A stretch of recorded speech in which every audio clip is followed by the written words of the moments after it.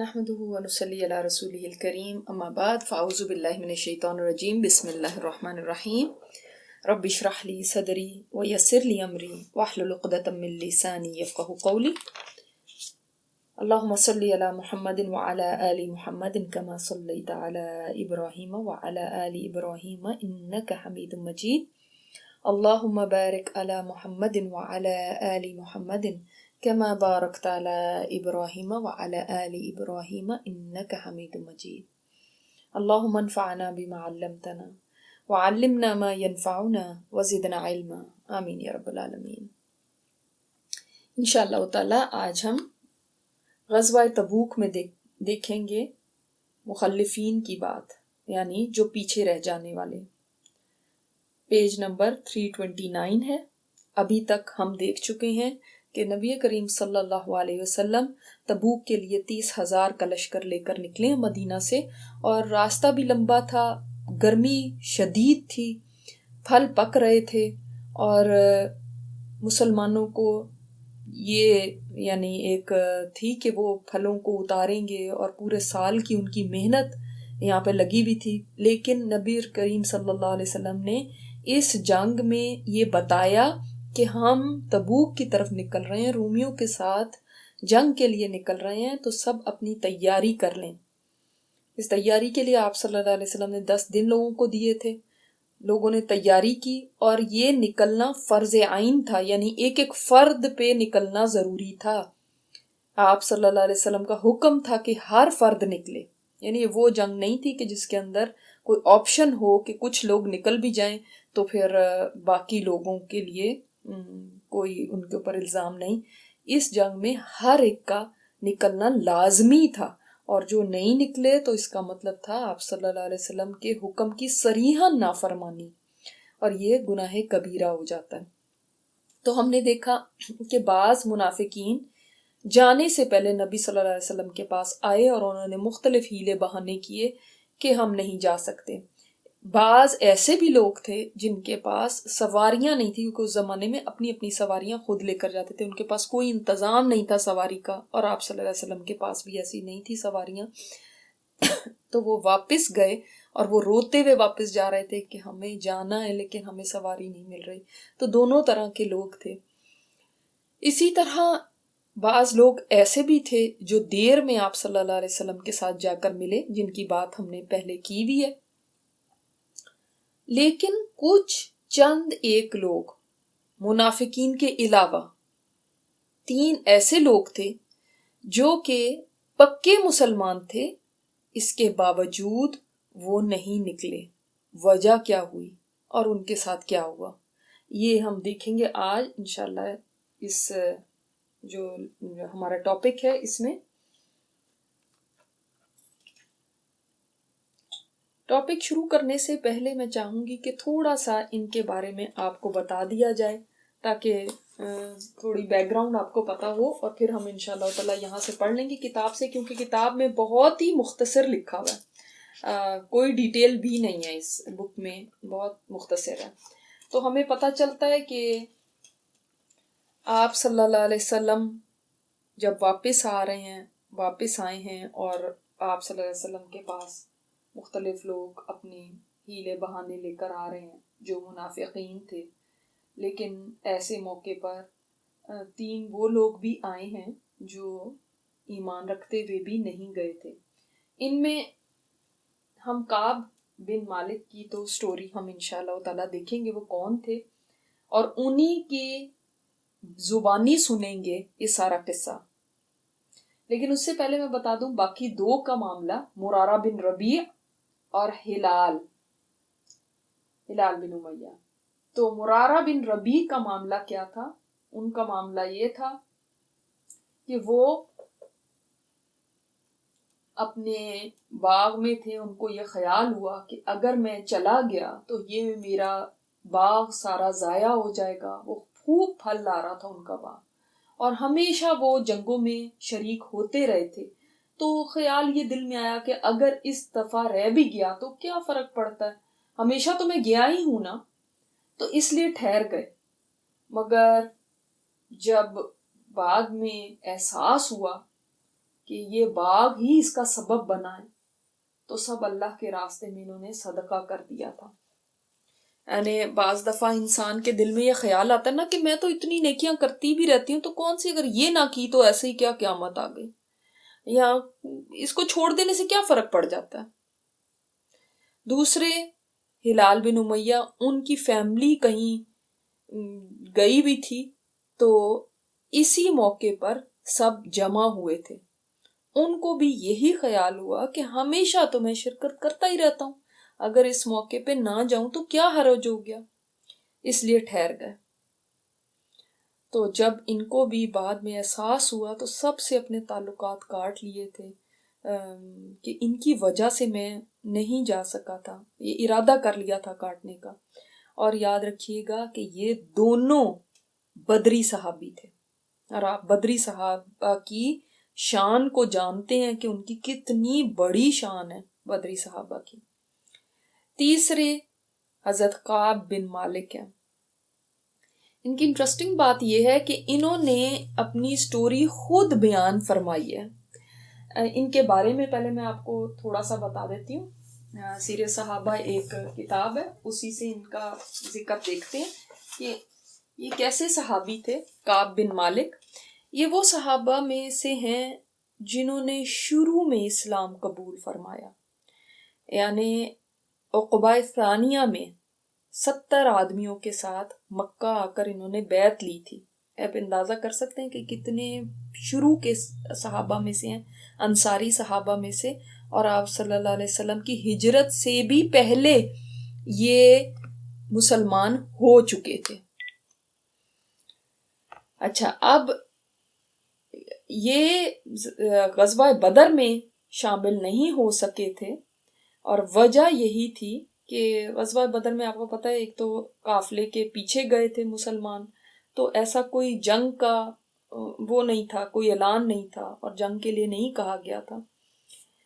تو اس غزوے سے محروم رہنے کا ان کو کچھ زیادہ افسوس نہیں تھا۔ خود فرماتے تھے کہ لیلۃ العقبہ کے مقابلے میں جو اسلام کی آئندہ کامیابیوں کا دیباچہ تھا، میں بدر کو ترجیح نہیں دیتا، گو لوگوں میں بدر کا زیادہ چرچا ہے، لوگوں میں شہرت تو بدر کی زیادہ تھی، لیکن وہ فرماتے تھے کہ نہیں، مجھے اس بیعت میں شامل ہونے کا زیادہ مجھے اس کی خوشی ہے، اور میں اس کو زیادہ ترجیح دوں گا۔ اسی طرح جب نبی صلی اللہ علیہ وسلم مدینہ تشریف لائے تھے تو ان کی جو مواخات یعنی جو ان کا بھائی چارہ کرایا گیا تھا، وہ مہاجر صحابی طلحہ بن عبید اللہ کے ساتھ ان کا یعنی مواخات ان کی ہوئی تھی۔ اب اس بات کو بھی یاد رکھیے گا کیونکہ آگے ان کا نام آئے گا۔ اور غزوہ احد میں انہوں نے نبی صلی اللہ علیہ وسلم کی زرد زرہ پہن کر میدان میں کودے تھے، تو آپ صلی اللہ علیہ وسلم کی زرہ پہننے کی وجہ سے ان کو بہت زخم لگے تھے، کیونکہ کفار سوچ رہے تھے کہ یہ آپ صلی اللہ علیہ وسلم ہیں، تو 11 زخم انہوں نے کھائے تھے۔ اس کے بعد بھی تمام غزوات میں انہوں نے حصہ لیا، لیکن پہلا غزوہ بدر اور آخری غزوہ تبوک ان دونوں سے محروم رہ گئے تھے۔ تو یہ اب جب یعنی اس غزوے کے بعد پھر جب کافی سال گزر گئے، تقریباً بعض جگہ پہ آتا ہے کہ 40 سال گزر گئے، اس کے بعد یہ بات، یہ روایت اپنے بیٹے کو کر رہے ہیں، اپنے بیٹے کو یہ سارا قصہ سنا رہے ہیں۔ ان کا بیٹا تھا عبداللہ بن کعب بن مالک، وہ جب یہ اندھے ہو گئے تھے تو بیٹا ہی ان کا رہنما بنتا تھا، یعنی ان کو لے کر جگہوں پہ جاتا تھا، تو اس کو یہ سٹوری بتا رہے ہیں کہ ایسا میرے ساتھ ہوا۔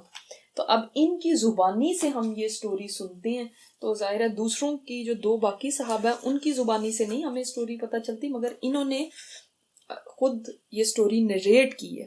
اور یہ قبیلہ بنو سلمہ سے تھے، جو یاد ہوگا آپ کو ایک دفعہ میں نے بتایا بھی تھا کہ یہ قبیلہ وہ تھا جو مسجد نبوی کے پاس موو ہونا چاہتا تھا، دور رہتا تھا، تو یہ چاہتے تھے کہ ہم قریب آ جائیں، تو آپ صلی اللہ علیہ وسلم نے ان کو فرمایا تھا نا کہ جو تمہارے قدموں کے آثار ہیں وہ بھی لکھے جاتے ہیں، تو اس لیے تم وہیں رہو۔ تو اب دیکھتے ہیں ان کی اپنی زبانی سے پہلے یہ سٹوری۔ یہ بتاتے ہیں حضرت کعب بن مالک کہ رسول اللہ صلی اللہ علیہ وسلم نے جو بھی غزوہ فرمایا میں ان میں کبھی پیچھے نہیں رہا. یہ آپ کس کو سٹوری بتا رہے ہیں؟ اپنے بیٹے کو. ٹھیک ہے، اپنے بیٹے کو سنا رہے ہیں یہ سٹوری کہ ہر غزوے میں آپ صلی اللہ علیہ وسلم کے ساتھ رہا، کبھی پیچھے نہیں رہا. ہاں، غزوہ بدر میں ضرور رسول اللہ صلی اللہ علیہ وسلم کے ساتھ شریک نہ ہو سکا، اور غزوہ بدر میں جو لوگ شریک نہیں ہوئے ان پر اللہ اور اس کے رسول کا کوئی عتاب نہیں تھا، یعنی ان کے اوپر کوئی ان کے اوپر الزام نہیں. کیوں؟ اس کی وجہ یہ تھی کہ غزوہ بدر میں رسول اللہ صلی اللہ علیہ وسلم صرف قریش کے قافلے کے ارادے سے نکلے تھے، مگر اللہ تعالیٰ نے آپ اور آپ کے دشمنوں کو بغیر کسی وقت اور جگہ کے تعین کیے جمع کر دیا، یعنی وہاں پہ اللہ کی طرف سے جنگ ہو گئی. اور میں رسول اللہ صلی اللہ علیہ وسلم کے ساتھ عقبہ میں شریک ہوا جب اسلام پر ہم سب نے عہد کیا تھا غزوہ بدر کو عقبہ پر ترجیح نہیں دیتا، اگرچہ غزوہ بدر نے زیادہ شہرت پائی. تو اب یہ اپنے بیٹے کو یہ بات بتا رہے ہیں کہ میں نے ساری جنگوں میں حصہ لیا سوائے بدر کے، اور بدر میں بھی کیوں نہیں گئے وہ بھی وجہ بیان فرما دی. اب اس کے اندر کوئی یہ نہیں ہے کہ کوئی اپنی بڑائی بیان کر رہے ہیں یا کچھ ہے. دیکھیں، بعض دفعہ انسان کوئی اپنی چیز بیان کرتا ہے کسی کو بتانے کے لیے، کسی کو موٹیویٹ کرنے کے لیے، یا یہ بھی صحابہ کرام میں تھا کہ وہ اللہ کے راستے میں جو کام کرتے تھے اس کے اوپر ان کو خوشی ہوتی تھی، اور یہ وہ کوئی فخریہ یا بہت تکبر کے طور پہ نہیں کہہ رہے، بلکہ ایک بات بتانے والے ہیں لیکن اپنی تمہید باندھ رہے ہیں کہ اس سے پہلے کبھی بھی ایسا نہیں ہوا تھا کہ میں کوئی جنگوں میں حصہ نہیں لیتا یا کچھ ہے، یا میں پہلے بھی کوئی مطلب جان چھڑاتا رہتا تھا. ایسا نہیں تھا، میں ہمیشہ سے میں ساتھ رہا نبی صلی اللہ علیہ وسلم کے. جس وقت میں غزوہ تبوک میں رسول اللہ صلی اللہ علیہ وسلم کے ساتھ شریک غزوہ نہیں ہوا، اس وقت میں مالی طور پر اتنا مستحکم اور فارغ البال تھا کہ اس سے پہلے کبھی نہیں ہوا تھا. یعنی اتنے فائنینشلی اسٹرانگ تھے، اتنی یعنی ان کو اپنی فائنینس کی طرف سے کیئر فری تھے کہ اس سے پہلے کبھی نہیں ہوا تھا. اللہ کی قسم میرے پاس کبھی 2 اونٹنیاں نہیں رہیں، مگر اس غزوے کے وقت میرے پاس ایک ساتھ 2 اونٹنیاں تھی. اس سے ہمیں یہ بھی پتہ چلتا ہے کہ صحابہ کے اندر یعنی یہ بھی ایک بہت بڑی بات تھی کہ کسی کے پاس 2 اونٹنیاں ہو جائیں. آج کے وقت میں تو ماشاءاللہ اتنی فراوانی ہے کہ 2 کیا 4 سواریاں ایک ایک گھر میں ہوتی ہیں، لیکن ان کے پاس ایسا نہیں تھا. تو اب یہ وہ اپنے بیٹے کو بتا رہے ہیں 40 سال پہلے کی بات. اور دیکھیں بیٹے کو یہ نہیں بتا رہے کوئی کہ میں دیکھو میں کیسا غلط تھا اور میں نے کتنا غلط کیا. اب بیٹے کو اس اپنی ایکسپیرینس سے سکھائیں گے وہ کہ غلطی ہو جانا بڑی بات نہیں ہوتی، بات یہ کہ اس غلطی سے پھر نکلا کیسے جائے اور کون سی چیزیں آپ کو ہیلپ کرتی ہیں. اور ہم سب کے لیے بھی یہ ایک بہت بڑا لیسن اور بہت ہی خوبصورت قصہ ہے. فرماتے ہیں ادھر رسول اللہ صلی اللہ علیہ وسلم کا معمول تھا کہ جب آپ کسی غزوہ کا ارادہ فرماتے تو اسے مخفی رکھ کر دوسرے رخ کا اظہار فرماتے تھے، یعنی اس کو چھپا کے رکھتے تھے. جیسے آپ کو پتہ ہے فتح مکہ کا بھی وہ بھی آپ صلی اللہ علیہ وسلم نے غزوہ چھپا کے رکھا تھا، تو اس طرف کو نہیں جاتے تھے، دوسری طرف جاتے تھے، پھر رخ پھیر لیتے تھے. مگر اس غزوے میں آپ نے ایسا نہیں کیا کیونکہ یہ غزوہ آپ نے سخت گرمی میں کرنا چاہا اور ایک لمبا سفر درپیش تھا، دشمنوں کی کثیر تعداد سے مقابلہ تھا. اب یہ سارے ریزنز ہیں کہ کیوں آپ صلی اللہ علیہ وسلم نے بیان فرمایا. اس وقت آپ صلی اللہ علیہ وسلم نے یہ نہیں کیا کہ بس خاموشی سے نکل جائیں، کیونکہ یہ سارے آگے کے حالات تھے، اور اگر آپ صلی اللہ علیہ وسلم ایسے خاموشی سے نکل جاتے تو کوئی بھی تیاری نہ کر سکتا، نہ پیچھے والوں کی، کیونکہ لمبا سفر تھا تو ظاہر ہے مہینہ یا اس سے اوپر لگ جانا تھا، تو پیچھے جو فیملی ہے اس کا بھی خیال کر کے جانا تھا اور آگے بھی زیادہ راہ بھی لے کے جانا تھا. تو اس لحاظ سے یہ ایک ڈیفرنٹ بات تھی. اس لیے آپ نے لوگوں کے سامنے یہ معاملہ واضح طور پر بیان فرما دیا تاکہ وہ اس کے لیے اچھی طرح تیاری کر لیں. اس سے ہمیں یہ بھی معلوم ہوتا ہے کہ تیاری کرنی چاہیے. یہ نہیں کہنا چاہیے کہ بس ہمارا اللہ پہ بھروسہ نا، اللہ کا کام کر رہے ہیں تو اب تیاری کے بغیر ہی کرتے رہیں کیونکہ بس اللہ کرا دے گا، ہمیں کیا ضرورت ہے کوئی تیاری کرنے کی. نہیں، اللہ کے کام کے لیے تو اور بھی اچھے طریقے سے تیاری کیجیے، اور بھی زیادہ اپنے آپ کو پریپیئر کریں کہ اللہ کا کام ہے اور یہ بیسٹ طریقے سے ہو، اور اس کے بعد پھر اللہ کے اوپر توکل کریں۔ اللہ کے اوپر توکل یہ نہیں ہوتا کہ تیاری کی نہیں اور بس ایسے ہی چل پڑے اور سوچا کہ بس اللہ ہے نا، بس وہ کر لے گا ہمارا سارا کام۔ نہیں، آپ خود احتیاط بھی کرتے ہیں، آپ اسباب بھی اختیار کرتے ہیں، اور اس کے بعد اللہ پہ بھروسہ کرتے ہیں، اور آپ کو جس رخ پر چلنا تھا اسے بھی صاف صاف بتا دیا تھا۔ اور جو مسلمان رسول اللہ صلی اللہ علیہ وسلم کے ساتھ جا رہے تھے وہ بے شمار تھے، ہم نے بات کی تھی 30,000 تھے، جن کی فہرست تیار نہیں کی جا سکتی تھی، یعنی لسٹ بنانا پاسبل ہی نہیں تھا۔ یعنی وہ اس وقت تو کوئی رجسٹر تو تھے نہیں تھے، یا کوئی ایسی کاپیاں کتابیں نہیں تھی جس میں نام لکھے جاتے۔ اتنے لوگ تھے، اب ان میں سے کیسے نام لکھے جاتے؟ ہزاروں کا لشکر تھا۔ اور جس آدمی نے بھی اس جنگ سے غائب ہونے کا ارادہ کیا وہ یہی سمجھتا تھا کہ اس میں غیر حاضر ہو جانا ایک امر مخفی ہوگا، یعنی اگر میں نہیں بھی گیا تو جو نہیں جانا چاہتا تھا وہ سمجھ گیا تھا کہ اگر میں نہ بھی گیا نا تو کسی کو پتہ نہیں چلنا، سوائے اس کے کہ اس سلسلے میں اللہ تعالیٰ کی طرف سے وحی نازل ہو جائے۔ یعنی بعض دفعہ اتنا ہجوم ہوتا نا تو آپ کو پتا ہوتا ہے کہ ٹیچر کو پتہ ہی نہیں چلے گا میری باری آئی کہ نہیں آئی، میں نے یہ کام کیا یا نہیں کیا، یا میں ہوم ورک کر کے لائی ہوں یا نہیں لائی، کیونکہ اتنے لوگ ہیں اس میں کہاں پتہ چلے گا۔ جب ہجوم زیادہ ہوتا ہے تو کچھ لوگ اس سے فائدہ اٹھا لیتے ہیں کہ ہمارا کون سا کسی کو پتہ چلنا۔ جس کے اندر خوف خدا ہوگا اور یہ پتا ہوگا کہ اللہ تو دیکھ رہا ہے، بس وہی ٹھیک رہ سکتا ہے۔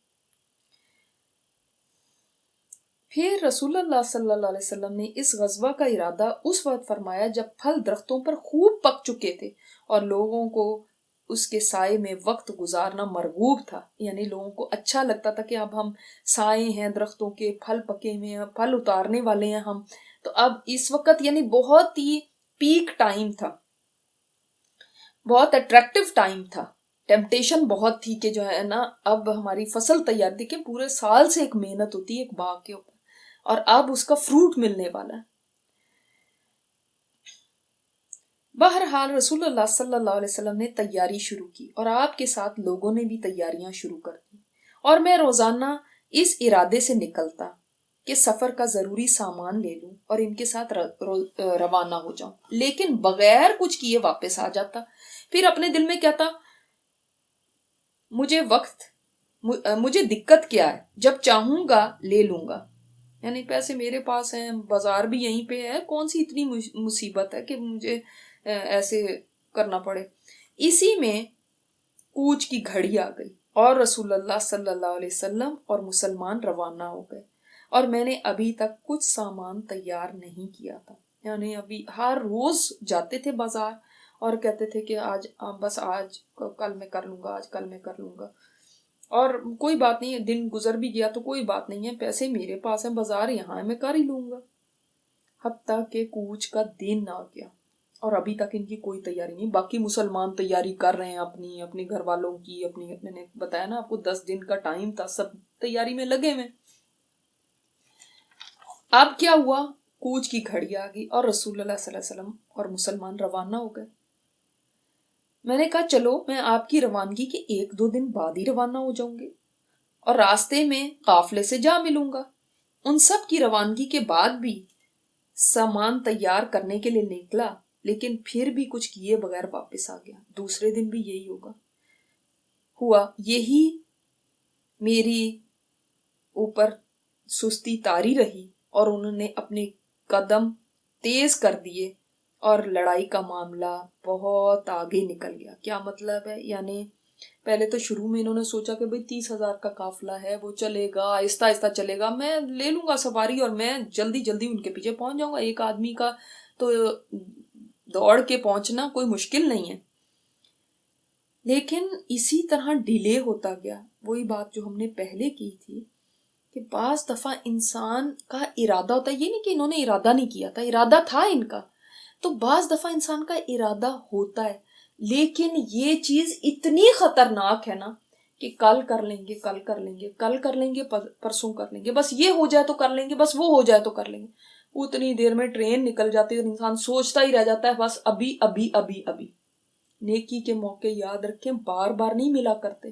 انسان نیکی کے موقع کے اوپر جب سستی دکھاتا ہے یا آگے پیچھے کرتا رہتا ہے کہ کل کل کل، تو وہ موقع نکل جاتا ہے اور بار بار نہیں ملا کرتا، پھر انسان ہاتھ ملتا رہ جاتا ہے.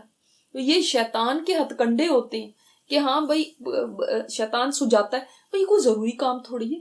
جیسے دوسرے 2 صحابہ کو سکھایا کہ میں تو پہلے بھی کرتا رہا ہوں، تو اگر اس دفعہ چھوڑ بھی دیا تو کیا فرق پڑ گیا. دوسرا ہتھ کنڈا شیطان کا کیا ہے؟ کر لوں گا ابھی ابھی ابھی ابھی، اور دیر ہوتی چلی جاتی ہے.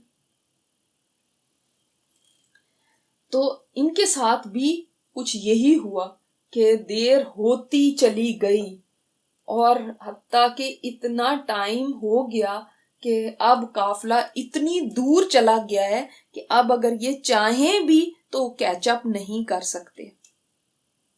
میں نے اس کے بعد بھی ارادہ کیا کہ اب بھی مدینہ سے روانہ ہو کر ان کو پالوں گا. کاش میں نے ایسا ہی کیا ہوتا، لیکن مجھے اس کی توفیق نہ ہوئی. یہ اب وہ کس وقت کے فرما رہے ہیں؟ حضرت کعب کس وقت فرما رہے ہیں؟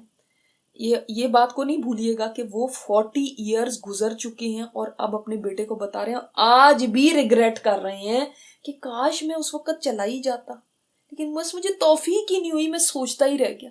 یہی ہوتی ہے سچی توبہ، کہ جب انسان واقعی سچی توبہ کا ارادہ کرتا ہے نا تو اس کو اتنا پچھتاوا ہوتا ہے. حالانکہ ابھی یہ تو لیٹس سی کہ آپ لوگوں نے سب نے ویسے تو یہ سٹوری سنی ہوئی ہے، یہ اس کا اینڈ کیا ہے؟ ان کی توبہ قبول ہو گئی تھی، رائٹ؟ حالانکہ اب ان کو پتا ہے ان کی توبہ قبول ہو چکی ہے، 40 ایئرز گزر چکے ہیں، لیکن ابھی تک وہ کسک دل میں ہے کہ ہائے کاش میں اس وقت چلا ہی جاتا. تو ہمیں بھی جب ہم سے کوئی غلطی ہو جائے، چاہے ہمیں اول تو ہمیں تو پتہ ہی نہیں چل سکتا نا کہ اللہ تعالیٰ نے ہمیں معاف کر دی، 100% تو ہم میں سے کسی کو بھی علم نہیں ہے، لیکن بالفرض اگر علم ہو بھی جاتا ہے کہ اللہ نے واقعی مجھے معاف کر دی ہے، تب بھی یہ ریگریٹ رہنا چاہیے، پچھتاوا رہنا چاہیے، یہ گلٹ رہنا چاہیے کہ ہائی میں نے کیوں نہیں اس وقت یہ کام کیا تھا، یا میں کیوں کر بیٹھی یہ غلطی میرے سے کیوں ہو گئی تھی. جب اس غلطی کو یاد کریں تو کبھی بھی نہ فخر ہونا چاہیے، نہ اس کے بعد اس کو لائٹلی لیں. ہمیشہ جتنی دفعہ زندگی میں وہ یاد آئے غلطی، مثلا آپ نے کوئی ایسا وقت گزارا ہوا ہے جب آپ قرآن سے نہیں جڑے ہوئے تھے، جب نہیں پتہ تھی، تو کئی ایسے کام کیے جو نہیں ہونے چاہیے تھے. اب جب انسان سوچتا ہے تو اتنا اس کا پچھتاوا ہونا، اتنی ندامت ہونی چاہیے نا، ہمیشہ ہونی چاہیے. چاہے معافیاں مانگ بھی لی ہیں تب بھی ہوتی رہنی چاہیے، چاہے کتنا ہی عرصہ گزر چکا ہو. ٹھیک ہے؟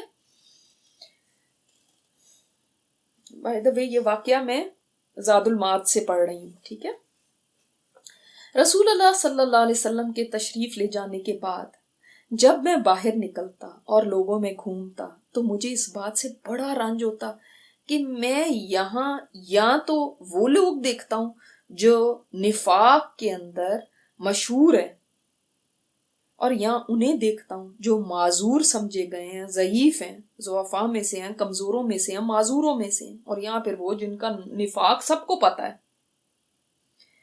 اب کتنی شرم آتی تھی ان کو کہ یہ کیا ہو گیا، میں ان لوگوں کے ساتھ ہوں، یعنی میں اچھا بھلا ٹھیک ٹھاک اور میں ان کے ساتھ گھوم رہا ہوں اب یہاں پہ. ادھر رسول اللہ صلی اللہ علیہ وسلم نے بھی مجھے اس وقت یاد نہ فرمایا جب تک تبوک نہ پہنچ گئے. یعنی تبوک پہنچ کے پھر آپ صلی اللہ علیہ وسلم کو ان کا خیال آیا. وہاں پہنچنے کے بعد آپ صلی اللہ علیہ وسلم لوگوں میں تشریف فرما تھے کہ آپ نے فرمایا کعب بن مالک نے کیا کیا. بنو سلمہ، آپ یہ دیکھیں بنو سلمہ کون سا قبیلہ ہے؟ کعب بن مالک کا قبیلہ. اسی کے ایک شخص نے کہا یا رسول اللہ انہیں تو ان کی دھاری والی چادریں اور ان کی خود بینی نہیں روک لیا، یعنی بس اپنے آپ کے اندر ہی گم ہے اور اپنے کپڑوں کے اندر ہی گم ہے، اور انہی چیزوں نے ان کو روک لیا ہے، بس انہی میں مگن ہے وہ، جیسے ہم کہتے ہیں نا بس انہی میں مگن ہے. اب وہ کیا، وہ کیوں آئیں گے، انہوں نے ہی ان کو مشغول کر رکھا ہے. اس پر معاذ بن جبل بولے تم نے بہت بری بات کہی ہے یا رسول اللہ صلی اللہ علیہ وسلم، اللہ کی قسم میں نے تو ان کے اندر خیر کے سوا کچھ نہیں دیکھا. آپ صلی اللہ علیہ وسلم خاموش ہو گئے. اچھا اب آپ دیکھیں کہ یہ واقعہ وہاں پہ ہوا تبوک میں، ایک آدمی ان کے قبیلے کا ہی ہے، اب آپ کیا سوچتے ہیں حضرت کعب بن مالک کو نہیں معلوم ہوگا کہ کیا نام تھا اس کا؟ لیکن انہوں نے نام نہیں مینشن کیا کیونکہ اس کی طرف سے ایک بری بات تھی، ورنہ اس وقت اپنے بیٹے کو ضرور بتاتے تو جو پتا ہے فلاں جو تھا نا بندہ اس نے یہ کہا تھا میرے بارے میں. ہم تو اپنے بچوں کو بھی پوائزن کرتے ہیں نا، اور ان کو بھی کسی سے ہمارا دل خراب ہوتا ہے تو ان کو بھی ہم ایسی سی باتیں بتاتے ہیں کہ آگے تک بچے بھی اس سے نفرت کرنے لگے. لیکن یہاں پہ دیکھیں وہ مینشن نہیں فرماتے کہ کون بنو سلمہ کا کون آدمی، بس یہ بتایا کہ بنو سلمہ کا ایک آدمی تھا، اس نے یہ میرے بارے میں کہا. لیکن دیکھو حضرت معاذ نے مجھے ڈیفینڈ کیا، اور واقعی آپ صلی اللہ علیہ وسلم نے فرمایا جو مسلمان اپنے مسلمان بھائی کا دفاع کرتا ہے غیب میں، غائبانہ طور پہ، یعنی وہ موجود نہیں ہے، کوئی لوگ کوئی بات کر رہے ہیں اور ہم اس کا دفاع کریں، تو اللہ تعالیٰ اس کا دفاع کرے گا جہنم کی آگ سے. کتنی ایک اللہ تعالیٰ کی طرف سے ایسے انسان کے لیے خوشخبری ہے کہ جو دفاع کرتا ہے اپنے مسلمان بھائی کا غیب میں. اور دوسری ہم صحابہ کرام کی یہ بات کو دیکھتے ہیں کہ بری بات میں کسی کا نام نہیں لینا، اچھی بات میں کسی کا نام لینا، بری بات میں اس کے نام کو چھپائے ہوئے رہنے دیا. پھر مجھے معلوم ہوا کہ رسول اللہ صلی اللہ علیہ وسلم تبوک سے واپس تشریف لا رہے ہیں، تو مجھے حزن و ملال مجھ پر طاری ہونے لگا، یعنی اب غم ہونے لگا کہ ہائے اب تو وہ واپس آ رہے ہیں، اب کیا ہوگا. اب میں اس فکر میں لگ گیا کہ کون سا عذر پیش کر کے آپ صلی اللہ علیہ وسلم کی ناراضگی سے بچ سکوں گا، یعنی اب میں کون سا ایکسکیوز لے کر جاؤں نبی صلی اللہ علیہ وسلم کے پاس تاکہ آپ صلی اللہ علیہ وسلم مجھ سے ناراض نہ ہوں. اب یہ بھی فکر تھی نا کہ آپ صلی اللہ علیہ وسلم کی ناراضگی نہ ہو، کیونکہ تھے تو پکے سچے مسلمان. اور اس سلسلے میں اپنے گھر والوں کے جو رائے والے لوگ تھے، ذی رائے لوگ تھے، ان سے بھی مدد لی، یعنی ان سے بھی پوچھا کہ اب بتاؤ میں کیا بہانہ کروں، کیا ایکسکیوز کروں. پھر جب معلوم ہوا کہ رسول اللہ صلی اللہ علیہ وسلم اب بالکل قریب تشریف لا چکے ہیں تو مجھ سے وسوسے دور ہو گئے، یعنی اب باطل جو تھے، وہ جو باتیں تھی، وہ جو بہانے تھے، وہ سارے دور ہو گئے، اور میں نے سمجھ لیا کہ سچائی کے علاوہ کوئی راہ نجات نہیں. اور میں نے پکا ارادہ کر لیا کہ میں سچ سچ کہہ دوں گا، بس میں سب بات سچ کہہ دوں گا. آخر رسول اللہ صلی اللہ علیہ وسلم صبح کے وقت مدینہ منورہ میں داخل ہو گئے. آپ کا معمول تھا کہ آپ سفر سے تشریف لاتے تو پہلے مسجد میں حاضر ہو کر 2 رکعت نماز پڑھتے تھے. کیا معمول تھا آپ کا؟ سفر سے واپسی پر کیا کرتے تھے نبی صلی اللہ علیہ وسلم؟ پہلے مسجد میں جاتے تھے، 2 رکعت نماز پڑھتے تھے. ٹھیک ہے، یہ سنت بھی ہمیں زندہ کرنی ہے انشاءاللہ تعالی، کہ ہم کسی بھی سفر سے جب واپس آئیں تو مسجد میں جا کے پہلے 2 رکعت نماز نفل پڑھیں.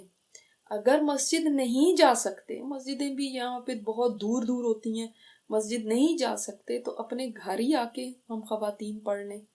تو یہ بھی ایک سنت ہے جو ہمیں واقعی اس کو لوگ بھول چکے ہیں، تو ہمیں زندہ کرنا چاہیے. یعنی سفر دور کے سفروں سے جب آپ آتے ہیں،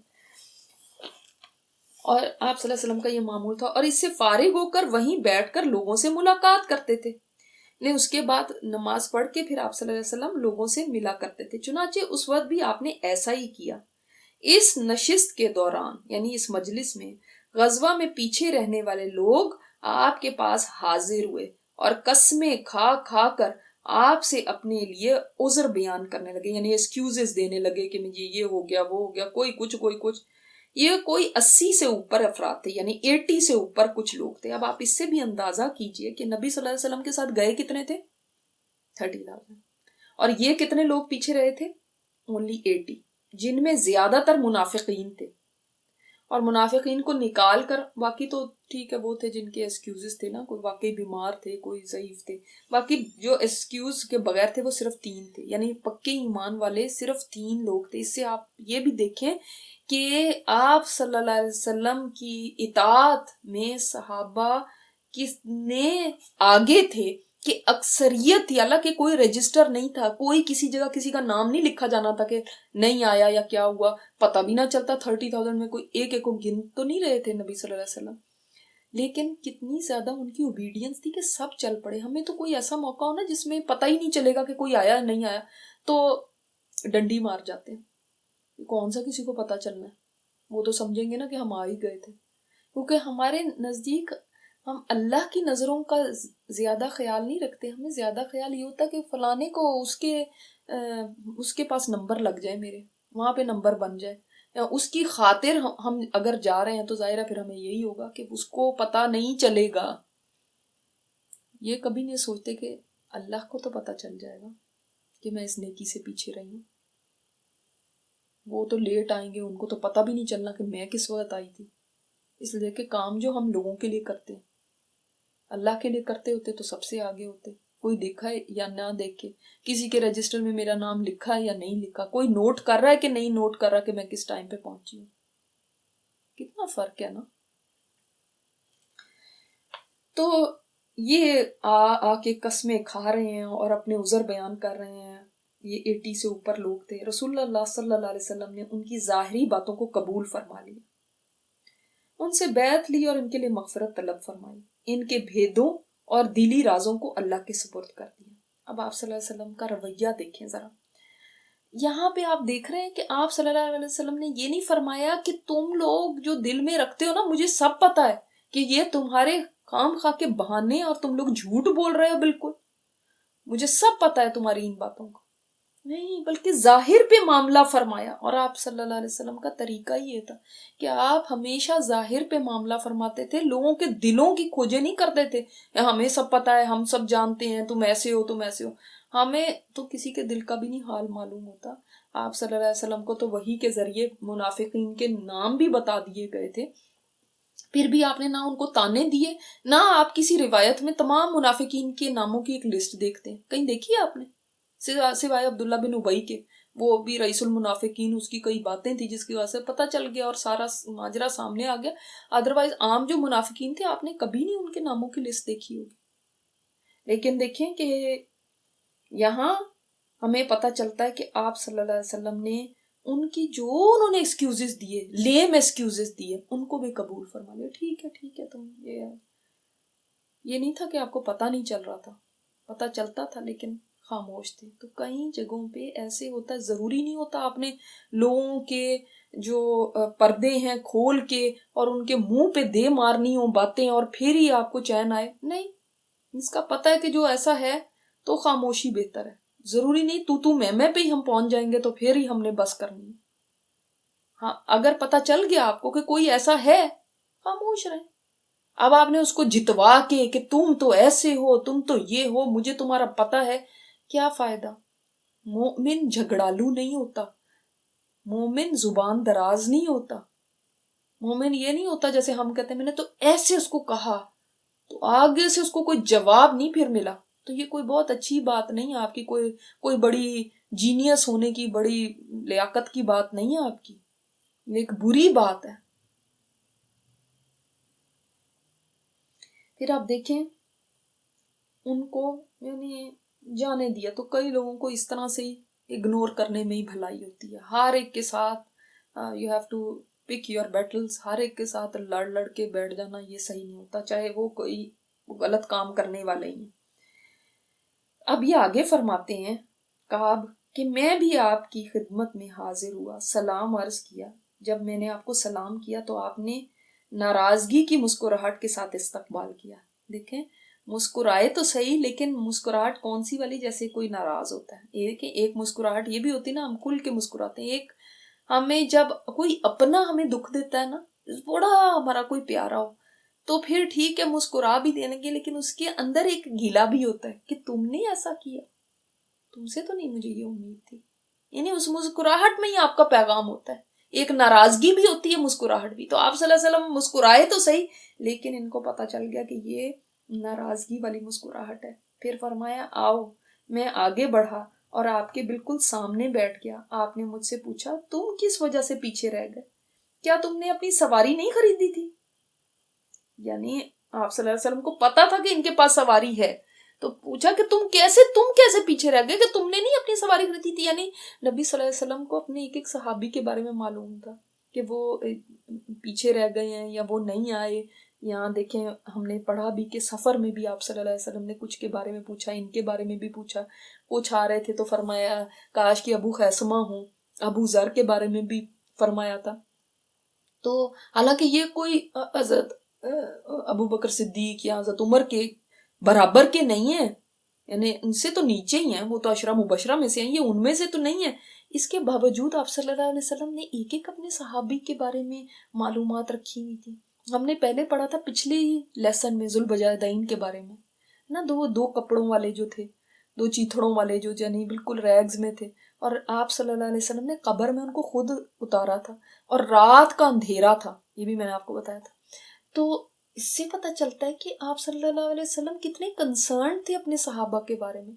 ऐसे नहीं कि चलो ये तो आम ही है, इसको तो तुम खुद ही दफना दो, अब मुझे रात को डिस्टर्ब करने की क्या जरूरत है, ये काम खुद नहीं कर सकते। अब मैं हर एक का मैं ही खबर रखूं तो फिर 30,000 की तो खबर रखने लगे तो फिर बड़ा मुश्किल हो जाएगा, मैं इस तरह दफनाने लगा। नहीं, आप सल्लल्लाहु अलैहि वसल्लम खुद उतरे कब्र मुबारक में।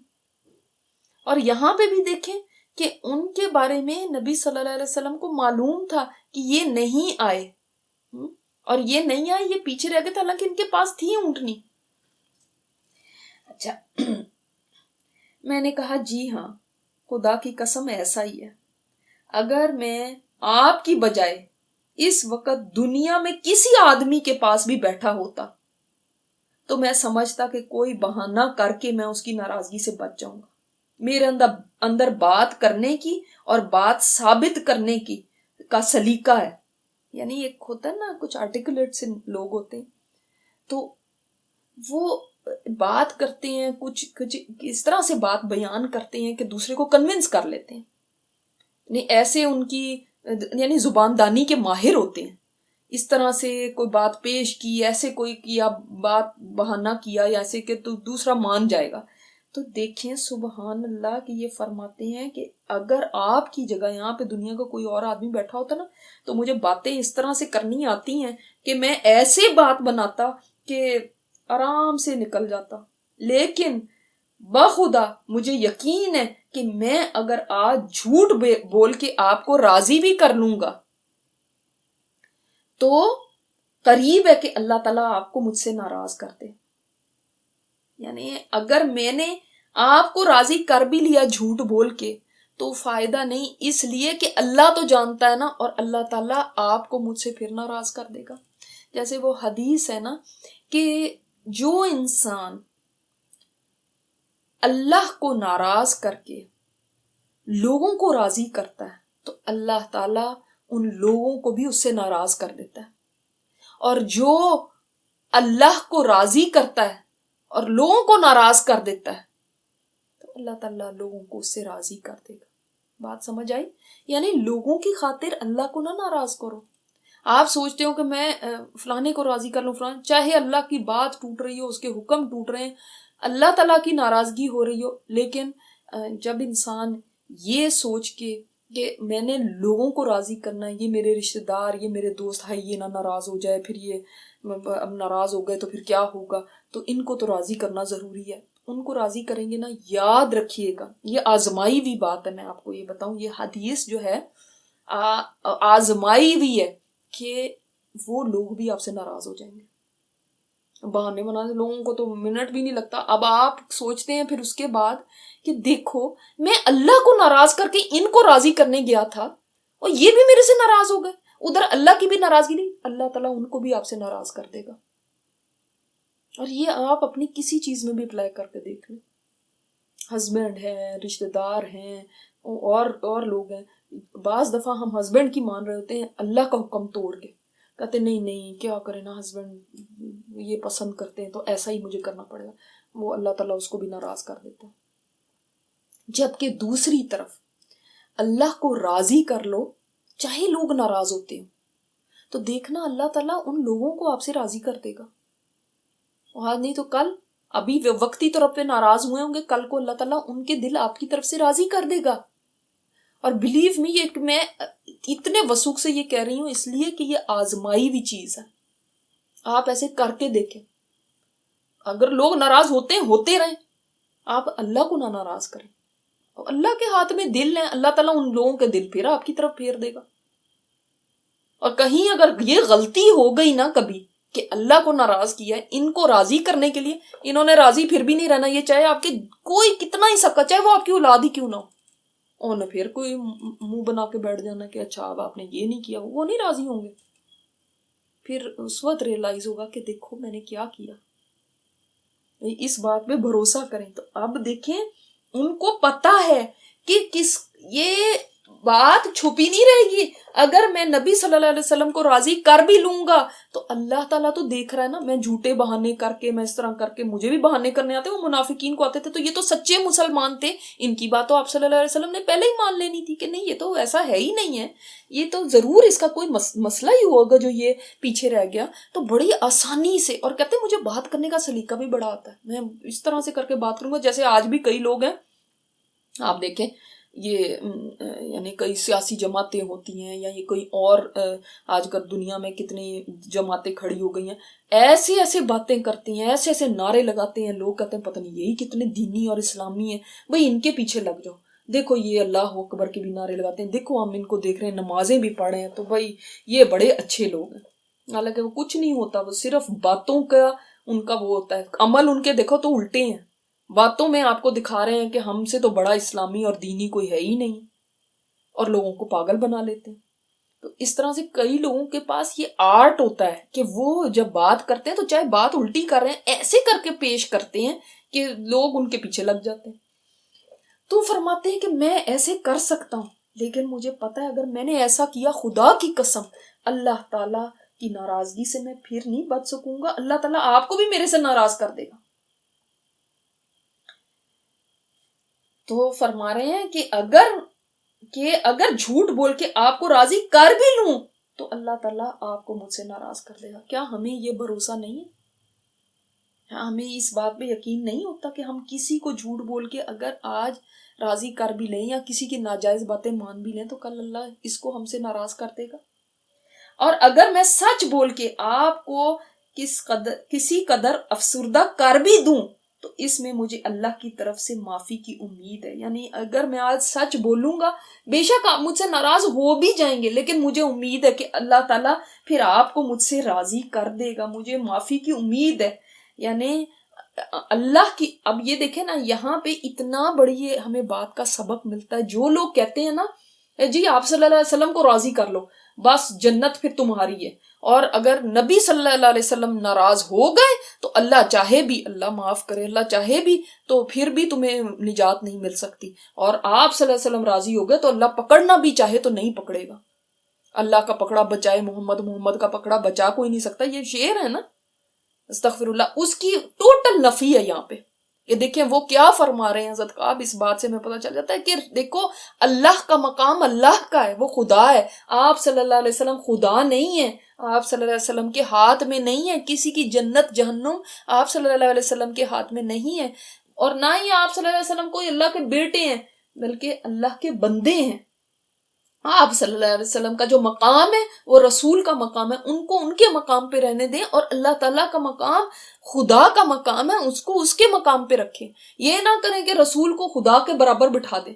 ٹھیک ہے کہ میں نے رسول کو راضی کر لیا, یہاں پہ ان کو راضی کر لوں تو کیا اللہ خود ہی راضی ہو جائے گا, ان کے کہنے پہ میں ان کی سفارش کرا لوں گا, خود ہی یہ سفارش کر دیں گے. ہم جیسے لوگوں کے سامنے سچے ہو جاتے ہیں نا, اور سوچتے ہیں کہ اس کے سامنے سچی ہو گئی, کسی ٹیچر کے سامنے, کسی اور لوگوں کے سامنے, ان کو میں نے کنونس کر دیا تو پتہ نہیں میں نے اللہ کو ہی کنونس کر دیا. اللہ تو جانتا ہے کہ ہمارے جو ایکسکیوزز ہوتے ہیں وہ سچے ہوتے ہیں یا نہیں. ہم کہیں ہم بزی بہت ہوتے ہیں, ہم کہیں کہ ہمیں اور کوئی وقت نہیں ملتا, ہمارے یہ مجبوریاں, ہمارے یہ مسئلے ہیں. اب ہم جس کو بتا رہے ہیں وہ تو بیچارہ انسان ہے, وہ مان جائے گا ہماری باتیں, لیکن ہم یہ سوچیں کہ کیا میری مجبوری اتنی بڑی ہے اس سے میں اللہ کو کنونس کر سکوں. تو زندگی کے اندر یہ رول یاد رکھیں کہ ہم نے راضی اللہ کو کرنا ہے, ہم نے اس کے سامنے سچے ہونا ہے. لوگوں کے سامنے سچے ہو کے یہ نہ کبھی سمجھے کہ بس میرا معاملہ ٹھیک ہو گیا سارا. اللہ اکبر. تو فرماتے ہیں خدا کی قسم میرے پاس کوئی عذر نہیں ہے, اور خدا کی قسم جس وقت میں پیچھے رہ گیا تھا اس سے زیادہ میں کبھی صحت مند اور فارغ البال نہ تھا. یعنی قسم کھا کے کہتے ہیں کہ واقعی میرے پاس کوئی بہانہ نہیں ہے, میں کوئی ایکسکیوز نہیں دوں گا. میں جو پیچھے بھی رہا ہوں تو ایسا نہیں ہے کہ مجھے کوئی بیماری تھی یا مجھے کوئی اور مسئلہ تھا یا کچھ تھا, میرا کوئی پرابلم تھا ہی نہیں. یعنی بالکل سچ کہہ دیا انہوں نے, سچی بات کہہ دی, اور اب امید رکھ رہے ہیں کہ اللہ تعالیٰ مجھے معاف کر دے گا. جھوٹ کہہ کر پھر اس کے بعد اپنے آپ کو بچانا اور سوچنا کہ اب اللہ معاف کر دے گا، کوئی بات نہیں، میں ابھی تو جھوٹ کہہ دیتا ہوں، بعد میں معافی مانگ لوں گا، یہ بھی تو کہہ سکتے تھے. نہیں، وہ سچے ہو کے سامنے آ گئے. میری گفتگو سن کر رسول اللہ صلی اللہ علیہ وسلم نے فرمایا جہاں تک اس چیز کا تعلق ہے تم نے سچ کہا ہے، یعنی واقعی تم نے سچ بات کہی ہے جو تم نے کہی ہے. بہرحال اب تم جاؤ اور دیکھو اللہ تمہارے بارے میں کیا فیصلہ کرتا ہے. پھر میں اٹھ کر چلنے لگا. میرے ساتھ ابو سلمہ کے کچھ لوگ بھی اٹھ کھڑے ہوئے اور میرے پیچھے پیچھے چلے. ابو سلمہ کون؟ ان کا قبیلہ، یعنی ان کے قبیلے کے کچھ لوگ. جب یہ باہر جا رہے ہیں مسجد سے، آپ صلی اللہ علیہ وسلم نے فرمایا ٹھیک ہے جاؤ، پھر اللہ تعالیٰ ہی اب تمہارے بارے میں فیصلہ کرے گا کہ کیا فیصلہ آتا ہے تمہارے بارے میں. تو اب پیچھے پیچھے ان کے قبیلے کے لوگ گئے. انہوں نے مجھ سے کہا خدا کی قسم ہمیں نہیں پتا کہ اس سے پہلے تم نے کوئی گناہ کیا ہو اور تم اس بات سے قاصر رہے کہ آپ صلی اللہ علیہ وسلم کے سامنے عذر پیش کر دیتے. یعنی تم سے اتنا بھی نہیں ہو سکا کہ تم کچھ ایکسکیوز ہی دے دیتے جیسے کہ پچھلے آنے والے لوگوں نے دیا. تو تمہارے گناہ کے لیے بھی آپ صلی اللہ علیہ وسلم استغفار مانگ لیتے اور کافی ہو جاتا تمہارے لیے. اور تم نے خود کو اپنے آپ کو بھی بے عزت کیا اور تم ہمیں بھی بے عزت کر رہے. یعنی اب یہ بھی بے عزتی ہوگی کہ ہمارے قبیلے کا آدمی ہے، دیکھو اس طرح سے ہو رہا ہے، اور تم سے کوئی ایکسکیوز بھی نہیں بنایا گیا. ایک کوئی ایکسکیوز ہی بنا لیتے. تم کون سا کوئی پہلے بھی کوئی بڑے بڑے کوئی گناہ کرتے رہے ہو، تم سے پہلے تو کبھی کوئی غلطی نہیں ہوئی. تو کیا تھا کہ اگر تم کوئی بات کہہ ہی دیتے یہاں پہ. یعنی وہ بنو سلمہ کے یہ لوگ برابر مجھ سے یہ کہتے رہے. یعنی وہ اتنا کہہ رہے تھے، اتنا. بعض دفعہ دیکھیں نا ہمارے اپنے لوگ، چاہے وہ ہمارے خاندان کے ہوں یا ہمارے دوست احباب ہوں، وہ ہمیں بجائے اس کے کہ کہیں کہ خوف خدا رکھو، حق بات کہیں، وہ الٹا ہمیں الٹی پٹیاں پڑھاتے ہیں. تمہیں یہ کیوں نہیں کہہ دیا تم نے، تم ایسے کیوں نہیں کر. وہ درست بات نہیں کہہ رہے ہوتے ہمیں. وہ اپنی جو جس سے جان چھوٹ جائے یا جس سے کوئی راستہ نکل آیا ایسا ویسا جس میں عزت رہ جائے، جس میں کچھ ایسا ہو ہماری بھی بےزتی نہ کرو اپنی بھی نہ کرو، چلو اس طرح سے کوئی، تو وہ الٹی پٹیاں پڑھاتے ہیں. ضروری نہیں ہے تو جو ہمارے پیارے ہوں وہ ہمیشہ ہمیں صحیح، ان کے اندر اخلاص تو ہوتا ہے، ہمارے لیے خیر خواہی تو ہوتی ہے، مگر ضروری نہیں کہ وہ ہمیشہ حق بات کہہ رہے ہیں. وہ ان کی محبت ہی ہوتی ہے کہ وہ چاہتے ہیں کہ بس کسی طرح بچ جائے، تو وہ الٹی سیدھی باتیں بھی سکھا دیتے. وہ دشمنی میں نہیں کہہ رہے ہوتے مگر محبت میں ہی کہہ رہے ہوتے، مگر الٹی پٹیاں. ہائے تم پھر یہ کیسے کرو گے، تمہارے پر تو بڑا بوجھ ہو جائے گا، ہائے تمہارے ساتھ یہ کیا ہو گیا، تم نے ایسا کیوں نہیں کر دیا، ایسا کیوں نہیں کر دیا، تم یہ کہہ دیتی، تم وہ جھوٹ بول دیتی، تم ایسے کر دیتی، دیکھو تم تو سچی تھی نا، پھر بھی اگر تم یہ جھوٹ کہہ دیتی تھی تو مصلحت کا جھوٹ تھا نا، تو کوئی بات نہیں ہے، یہ تو ایسے ہو جاتا ویسے. اس طرح کی الٹی پٹیاں ہمیں پڑھاتے ہیں. اس کو بھی دھیان میں رکھنا چاہیے کہ بے شک ہمارے پیارے ہمارے خیر خواہ ہمیں کوئی بات کہہ رہے ہوں، لیکن اس کو یہ اینالائز کرنا ہمارا کام ہے کہ یہ بات حق ہے کہ نہیں ہے. ٹھیک ہے، یہ میری بہت پیاری دوست ہے، یہ میری بہت ہمدرد ہے اور اس میں کوئی شک نہیں ہے، اور یہ میری ماں ہے یا یہ میری بہن ہے، لیکن ضروری نہیں وہ حق بات کہہ رہے ہیں، وہ اپنی عقل کے مطابق کہہ رہے ہوں گے، وہ ہماری جان چھڑانا چاہ رہے ہوں گے. لیکن اب کیا میرا اور آپ کا فرض نہیں بنتا کہ ہم دیکھیں کہ یہ جو ہمیں بات کہہ رہے ہیں یہ نہ ہو کہ ہماری آخرت خراب ہو جائے، اس میں اللہ کی ناراضگی ہو جائے. یہ حق بات نہیں ہے. وہ اپنی محبت میں کہتی رہے لیکن یہ حق بات نہیں ہے، میں نے نہیں ماننی. اب وہ بار بار ان کو کہہ رہے ہیں تم نے ایسا کیوں نہیں کہہ دیا. تمہیں فرماتے اتنا انہوں نے مجھے کہا یہاں تک کہ میں نے ارادہ کر لیا کہ میں اب واپس جاتا ہوں آپ صلی اللہ علیہ وسلم کے پاس اور میں آپ کو جا کے کوئی بتا دیتا ہوں بات. یعنی میں کوئی بہانہ کر دیتا ہوں کہ نہیں میرے سے پہلے غلطی ہو گئی تھی، اصل میں یہ بات تھی، کچھ ذہن کے اندر آیا. پھر کہتے ہیں اپنے آپ کو میں جا کے جھٹلا دوں اور جو ان لوگوں نے کہا ہے وہی باتیں کہہ دوں. لیکن کچھ تھوڑی دیر میں ان کو ایک بات ذہن میں آئی کہ ان لوگوں سے پوچھا جو یہ سارے خاندان والے قبیلے والے یہ بات کہہ رہے تھے، کیا میرے علاوہ کوئی اور آدمی بھی ہے جس کے ساتھ یہی ہوا ہو، جو جیسا میں نے کہا ہے اس طرح سے اس نے بھی کہا ہو. انہوں نے کہا کہ ہاں 2 آدمی ہیں جنہوں نے تمہاری طرح کی باتیں کی ہیں اور ان سے بھی وہی کہا گیا جو تم سے کہا گیا. میں نے پوچھا وہ 2 آدمی کون ہیں؟ انہوں نے بتایا وہ قبیلہ بنو عمر بن عوف کے مرارہ بن ربیع ہیں اور ہلال بن امیہ واقفی ہیں. تو جب انہوں نے مجھے ان 2 بزرگوں کا ذکر کیا جن کا عمل نمونے کی حیثیت رکھتا تھا، یعنی اتنے زیادہ یہ متقی پرہیزگار لوگ تھے، تو اس وقت یہ دونوں لوگ یعنی کوئی ایسے نہیں تھے منافقین کی لسٹ میں نہیں تھے، پکے مومن تھے. تو انہوں نے فرمایا واللہ یہ نام جب انہوں نے لیے ان دو آدمیوں کے جن کے جو تقوی والے بھی تھے، ایمان والے تھے اور بدری صحابہ تھے، تو میں نے ان کے ساتھ رہنے کو باعث برکت سمجھا کہ میں ان کے ساتھ ہی رہوں تو بہتر ہے، بجائے اس کے کہ میں منافقین کی طرح ہو جاؤں کہ جو آ کے عذر پیش کر رہے ہیں۔ اچھا، یہاں پہ اب دو باتیں۔ ایک نمبر 1 بات کہ یہ منافقین کا طریقہ ہوتا ہے کہ جب نیکی سے پیچھے رہ جانا تو آ کے کوئی بہانے کرنا شروع ہو جائے، ہم تو لیٹ ہو گئے تھے، ہمارے گھر مہمان آ گئے تھے، ہم یہاں چلے گئے تھے، ہم وہاں سے آ گئے تھے۔ یہ منافقین کا طریقہ ہے، یاد رکھیں، یہ منافقین کی صفات ہیں۔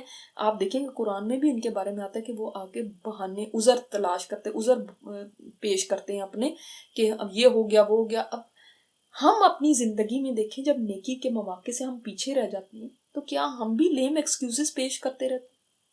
ہم ایکسکیوز دیتے رہتے ہیں ایسا ہوا ایسا ہوا، یا واقعی ہمیں ریگریٹ ہوتا ہے کہ میں کیوں اس سے پیچھے رہ گئی، چاہے جان بوجھ کے رہی یا انجانے میں کسی مجبوری کی وجہ سے رہی، لیکن باہر کیف نیکی کا موقع تو میرے ہاتھ سے نکل گیا نا، چاہے جینوین ایکسکیوز ہی تھا، نیکی کا موقع چلا گیا۔ اب وہ صحابہ دیکھیں جو روتے ہوئے واپس جا رہے ہیں، جینوین ایکسکیوز ہے ان کا، ان کے پاس سواری نہیں، پھر بھی ان کو ریگریٹ کتنا ہے، وہ یہ نہیں کہہ رہے کہ مزہ آ گیا چلو اچھا ہوا نہ سواری ہوتی تو آج ہمیں بھی جانا پڑتا ساتھ۔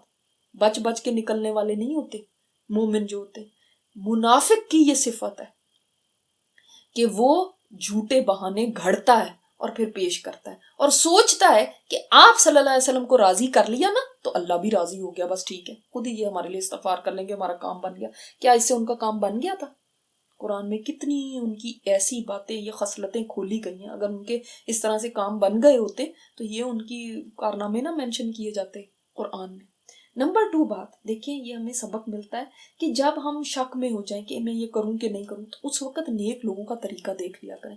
آپ کے ارد گرد والے کوئی نیک لوگ ہیں، کوئی علماء ہیں، کوئی متقی لوگ ہیں، انہوں نے ایسا کیا، یا پرانے وقت کے اندر آپ کو کوئی بات یاد آ جائے کہ دیکھو صحابہ کے اوپر بھی تو یہ وقت آیا تھا، انہوں نے پھر اس میں کیا کیا تھا، اچھا انہوں نے یہ کیا تھا۔ کیونکہ مشورے دینے والے تو ہمیں بہت مشورے دیتے ہیں، جی آپ ایسا کیوں کرتے ہیں، تم نے یہ کیوں نہیں کر لیا، تم نے ایسا کیوں نہیں۔ اس وقت آپ سوچا کریں، اچھا نبی صلی اللہ علیہ وسلم نے ایک دفعہ ان کے پاس کوئی آیا تھا تو آپ نے اس کو یہ فرمایا تھا، یا فلاں صحابی کے ساتھ بھی یہ معاملہ ہوا تھا تو آپ نے یہ کیا تھا، یا آپ صلی اللہ علیہ وسلم بھی اپنی زندگی میں ایسا ہی کرتے تھے جیسے یہ مجھے مشورہ دے رہی ہے۔ تو آپ کے لیے آسان ہوگا فیصلہ کرنا کہ آپ نے کس سائیڈ پہ جانا ہے، اندھا دھند نہیں چل پڑنا کہ میری امی نے کہہ دیا، جو ہو سکتا ہے امی کو نہیں پتا، وہ آپ کی ہمدردی میں بس کہہ رہی ہوں، آپ کی محبت میں کہہ رہی ہوں۔ نہیں، اس وقت آپ سوچیں کہ نیک لوگوں کا طریقہ کیا ہوتا تھا۔ جیسے یہاں پہ حضرت کعب نے کس چیز کو پریفر کیا کہ میں ان نیکوں کے ساتھ رہ لوں بجائے اس کے کہ میں بھی اب منافقین کی لسٹ میں ساتھ شامل ہو جاؤں، ان کے بھی گروہ میں۔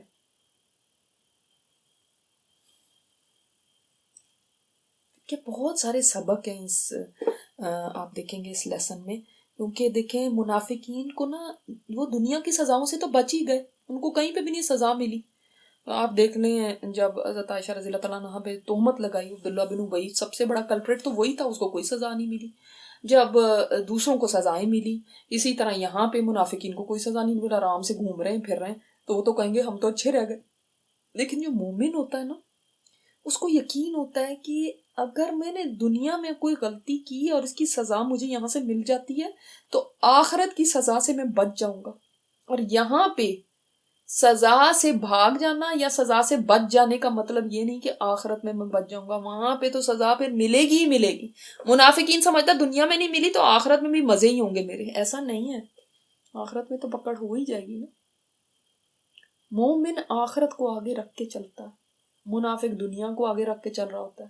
اس کے مزے آ گئے کہ بچ بھی گیا، لوگوں میں میری عزت بھی رہ گئی، میں نے بہانہ کر دیا اور آپ صلی اللہ علیہ وسلم نے بھی مان لیا اور وہ بھی میرے سے راضی ہو گئے، تو ہم اچھے نہیں رہ گئے۔ اور یہ دیکھو، یہ تو بیوقوفی کی کہ یہ جا کے سچ سچ بتا دیا۔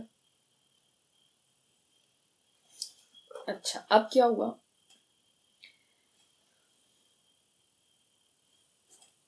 کہاں پہ میں تھی، ہاں اچھا میں نے سوچا کہ ہاں یہ بات چل رہی تھی کہ رسول اللہ صلی اللہ علیہ وسلم نے، اچھا ان کا ذکر سن کر میں خاموش ہو گیا اور اپنی راہ لی، یعنی جب پتا چل گیا کہ وہ دونوں صحابہ بھی جو تھے وہ بھی یہ عذر لے کر آئے تھے جو میرا تھا کہ کوئی ان کو پرابلم نہیں تھی پھر بھی وہ پیچھے رہے ہیں، کوئی ان کا جینوین ایکسکیوز نہیں تھا، وہ انہوں نے بھی یہ بات کیا تو کہتے ہیں میں خاموش ہو گیا اور میں نے بس اپنا راستہ لیا۔ رسول اللہ صلی اللہ علیہ وسلم نے لوگوں کو ہم تینوں سے بات کرنے سے منع فرما دیا، چنانچہ لوگوں نے ہم سے کترانا شروع کر دیا، سب ہمارے لیے بدل چکے تھے، یعنی لوگ ایسے بدل گئے، ان کے رویے ہمارے ساتھ کہتے ہیں ایسے بدل گئے، ایسے ہو گئے کہ ہمیں لگتا تھا کہ ہم بالکل اجنبی ہیں یہاں پہ، جیسے کوئی باہر سے کوئی سٹرینجر آیا ہو، کوئی جان پہچان ہی نہیں ہے ان لوگوں کے ساتھ، ایسے لوگوں کے رویے بدل گئے تھے، یہاں تک کہ ہمارے لیے یہ زمین بالکل اجنبی ہو گئی اور میں خود اپنے لیے اجنبی ہو گیا، وہ زمین ہی نہ تھی جسے میں جانتا اور پہچانتا تھا، یعنی اتنے حد تک لوگوں کے رویے بدل چکے تھے۔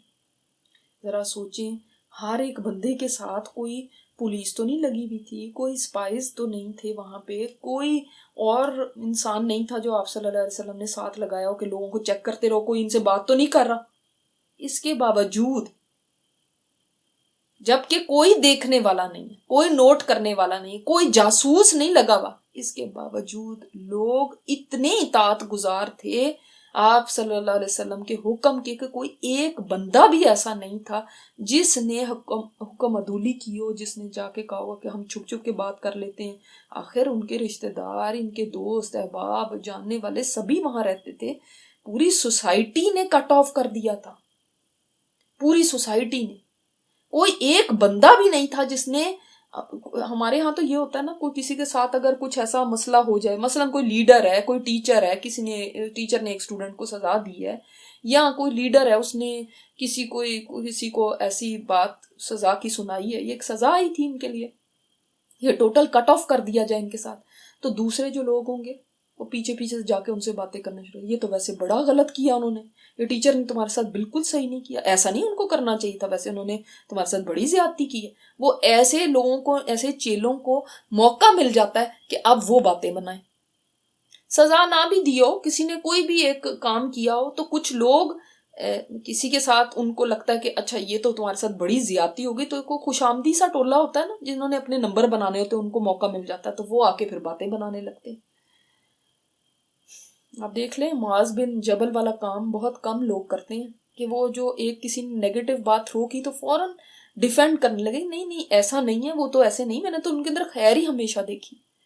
کم لوگ ایسے ہوتے ہیں، زیادہ تر لوگ اس وقت موقع سے فائدہ اٹھاتے ہیں، کہتے ہیں اچھا یہ دو لوگوں کے اندر اگر کوئی ناراضگی ہوئی یا چپکلش ہوئی تو ہم ضرور جا کے دونوں سائڈز پہ جا کے ایسی باتیں کریں کہ ہمارے نمبر بنے۔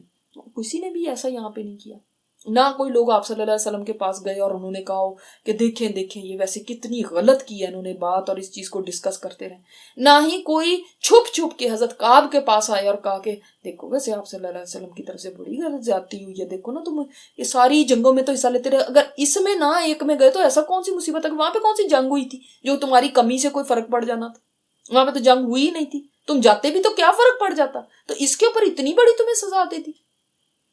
کسی نے ایسی بات نہیں کی۔ دیکھیں نا وہ سوسائٹی کیسی تھی، اور آج ہم اپنی سوسائٹی کو دیکھیں یہاں پہ نمبر بنانے والے کیسے بڑھ کے پھر باتیں کرتے ہیں۔ دوسری بات آپ یہاں پہ دیکھیں کہ وہ فرماتے ہیں کہ مجھے ایسے لگ رہا تھا کہ زمین میرے لیے اجنبی ہو گئی، جیسے میں پتہ نہیں کہاں آ گیا ہوں جہاں پہ کسی کے ساتھ نہ جان نہ پہچان ہے، کیونکہ لوگ ایسے ہی ہو گئے تھے، اور یہ کوئی آسان بات نہیں ہے۔ آپ یہ دیکھیں کہ ہم اللہ کے حکم توڑ کے اپنے رشتہ داروں کو راضی کرنے کی کوشش کرتے ہیں کہ یہ ہم سے کہیں ناراض نہ ہو جائے، کیونکہ ہم سے ناراضگی تو برداشت ہوتی نہیں ہے، وجب فلاں ہم سے ناراض ہو گیا یا کوئی دوست ناراض ہو گیا تو چلو اللہ کو حکم ٹوٹے بھی ٹوٹے تو کوئی نہیں، یہ نہ ناراض ہو۔ کتنے پاپڑ بیلتے ہیں لوگوں کو خوش کرنے کے لیے، ایک پیارے کو بھی خوش کرنے کے لیے، اور کہاں یہ آپ دیکھیں ہم سے ایک کی نہیں ناراضگی برداشت ہوتی، اور کہاں یہ کہ سب لوگ کٹ آف کر کے بیٹھ گئے، سب لوگ ناراض ہیں، سب لوگ ایسے ہیں کہ یعنی بالکل انہوں نے ایسے رویے کر لیے کہ جیسے تم کون ہمیں پتہ ہی نہیں، بالکل اجنبی ہو گئے، تمہیں ہم جانتے بھی ہیں، یہ جیسے اس طرح سے ہو گئے، یعنی اس قدر زیادہ لوگوں نے ان سے بالکل منہ پھیر لیا تھا۔ تو اندازہ کیجئے کہ یہ آسان نہیں ہوتا کہ پورا شہر بات چیت بند کر دے، جہاں جائیں وہ بات ہی نہیں کر رہے، جہاں جائیں کوئی پہچانتا ہی نہیں ہے۔ اللہ اکبر.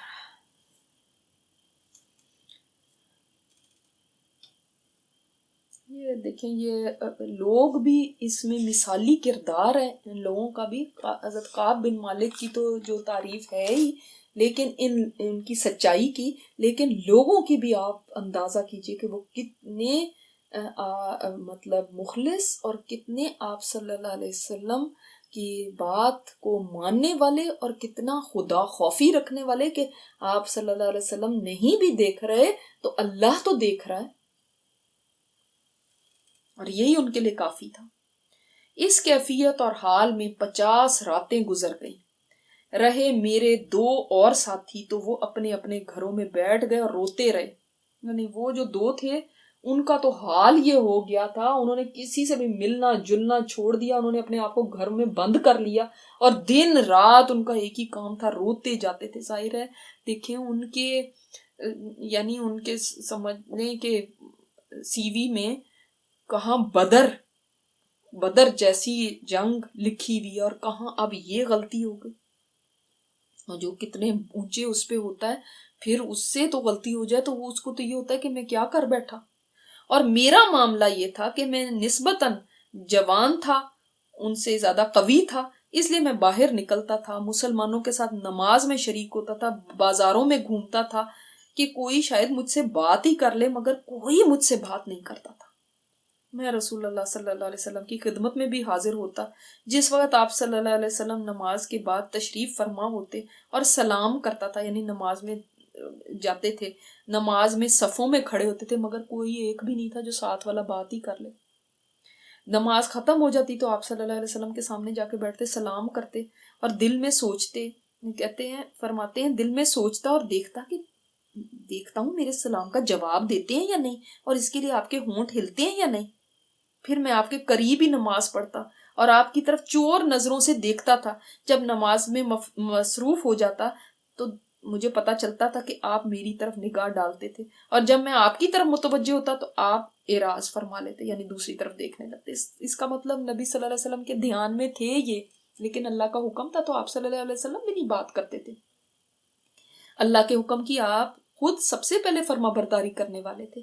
تو لیکن آپ کو خیال تھا اپنے اس صحابی کا، یہاں تک کہ جب مسلمانوں کی سرد مہری میرے لیے بہت طویل ہو گئی، یعنی ان کا کولڈ بیہیویئر جو تھا اتنا طویل ہو گیا، تو میں گیا اور ابو قتادہ کے باغ کی دیوار پر چڑھ گیا. ابو قتادہ ان کے چچا زاد بھائی تھے. ابو قتادہ میرے چچا زاد بھائی اور سب سے زیادہ عزیز تھے، ان کے فرینڈ بھی تھے، یعنی سمجھ لیں بیسٹ فرینڈ تھے.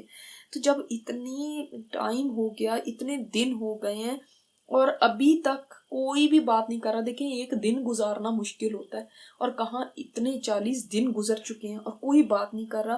تو اپنی بیسٹ فرینڈ کے پاس گئے، ان کے گھر ان کے باغ کی دیوار پھلانگی، اندر گئے، میں نے انہیں سلام کیا، مگر واللہ انہوں نے سلام کا جواب تک نہیں دیا. میں نے کہا ابو قتادہ میں تم کو اللہ کا واسطہ دے کے پوچھتا ہوں، کیا تم جانتے ہو مجھے اللہ اور اس کے رسول سے محبت ہے؟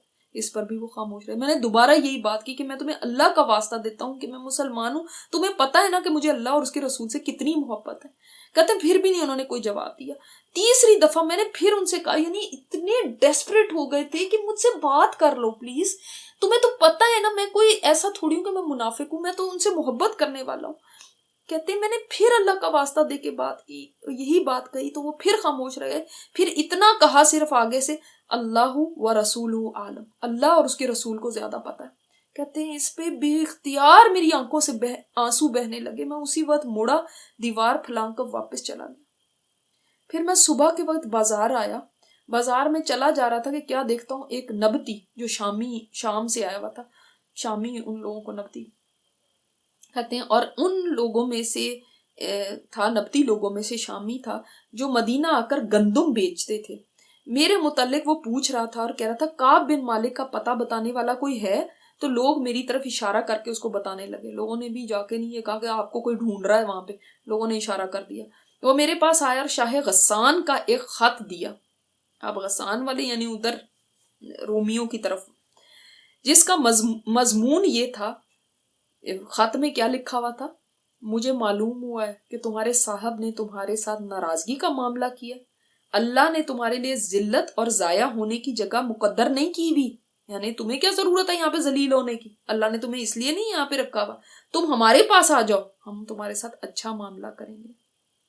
اللہ اکبر کہتے ہیں جب میں نے یہ خط پڑھا تو سوچا کہ یہ میرے پر ایک اور بڑی مصیبت اور آزمائش آ گئی ہے، یعنی پہچان گئے یہ اللہ کی طرف سے ٹیسٹ آ گیا ہے کہ اب دیکھو، اب وہ جو غیر مسلم ہیں ان کو بھی امید ہو گئی کہ یہاں پہ تو لڑائی پھوٹ پڑے گی۔ دیکھیں جب بھی آپ کے اندر پھوٹ ہوگی نا، اس وقت ہی کسی تیسرے دشمن کو موقع ملتا ہے کہ وہ اندر آ کے باتیں کرے۔ جب آپ جڑے ہوئے ہوں گے ایک دیوار کی طرح، کبھی بھی نہیں کسی کو موقع مل سکتا کہ وہ آپ کو بہکائے، پھسلائے، گمراہ کرے، کسی اور طرف لگا دے۔ انسان جب ٹوٹتے ہیں، آپس کے اندر رنجشیں، آپس میں شکایتیں، گلے شکوے ہوتے ہیں، آپ دیکھنا کہیں سے پاپ اپ کرتے ہیں ایسے لوگ جو دشمن تھے، وہ اب اپنی طرف بلانے لگتے ہیں۔ یہ بہت بڑی آزمائش ہوتی ہے۔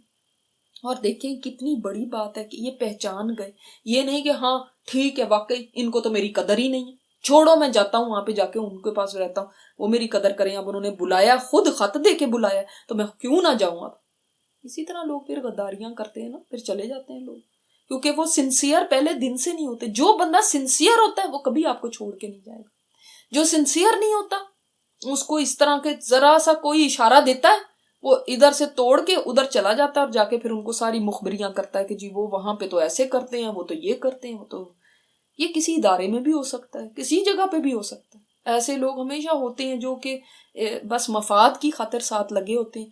جس دن ان کو یہاں سے کوئی مسئلہ ہوا، یہاں پہ کسی نے کچھ کہہ دیا، یہاں پہ ان کو اس طرح سے پذیرائی نہیں ملی، ایسی شاباش نہیں ملی جیسی کہ ان کو امید تھی، تو فوراً کٹ کے کہیں اور چل پڑتے ہیں اور پھر وہاں جا کے پھر ساری باتیں اگلتے ہیں کہ جی وہ ان کی پچھلوں کی ساری ان کو برائیاں نظر آنے لگتی ہیں۔ لیکن صحابہ ایسے نہیں تھے، they were sincere۔ یہی اللہ کی طرف سے ٹیسٹ تھا نا، کہ اب پتہ چلتا ہے کہ وفاداری کس کے ساتھ۔ اتنی بڑی آزمائش آ گئی ہے دیکھو، اور پتہ بھی نہیں ہے کہ کب یہ آزمائش ختم ہوگی، کیسے ختم ہوگی، کتنے دن اور لگیں گے۔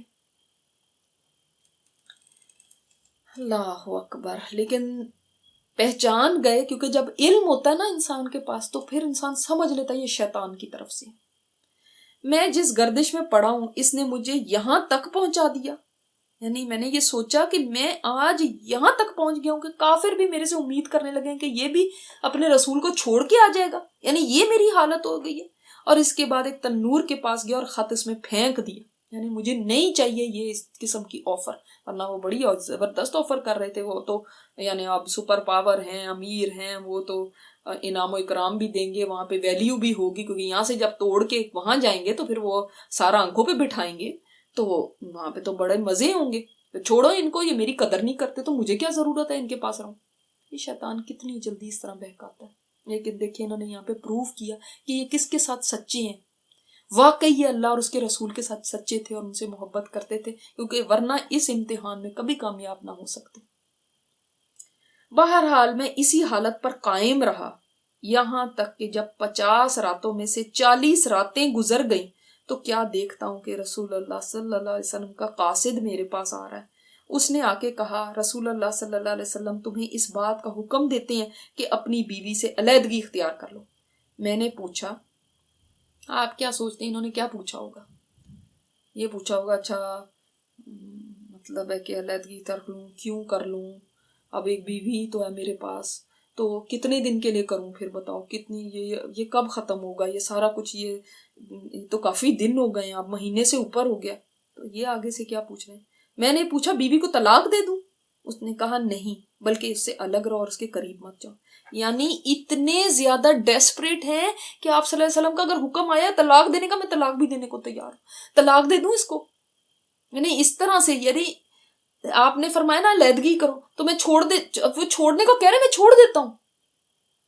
آپ دیکھ رہے ہیں کہ اطاعت کے لیے کتنی ڈیسپریشن، کہ جو حکم آیا بس میں کر دوں فوراً، کوئی نہ پوچھنا کہ نہیں اچھا ایون اب بیوی سے بھی اب میں بے تعلق ہو جاؤں، میں پھر بالکل ہی اکیلا رہ جاؤں، میں یہ کیا بات ہوئی، یہ کیا نہیں فوراً سمینا واتانا۔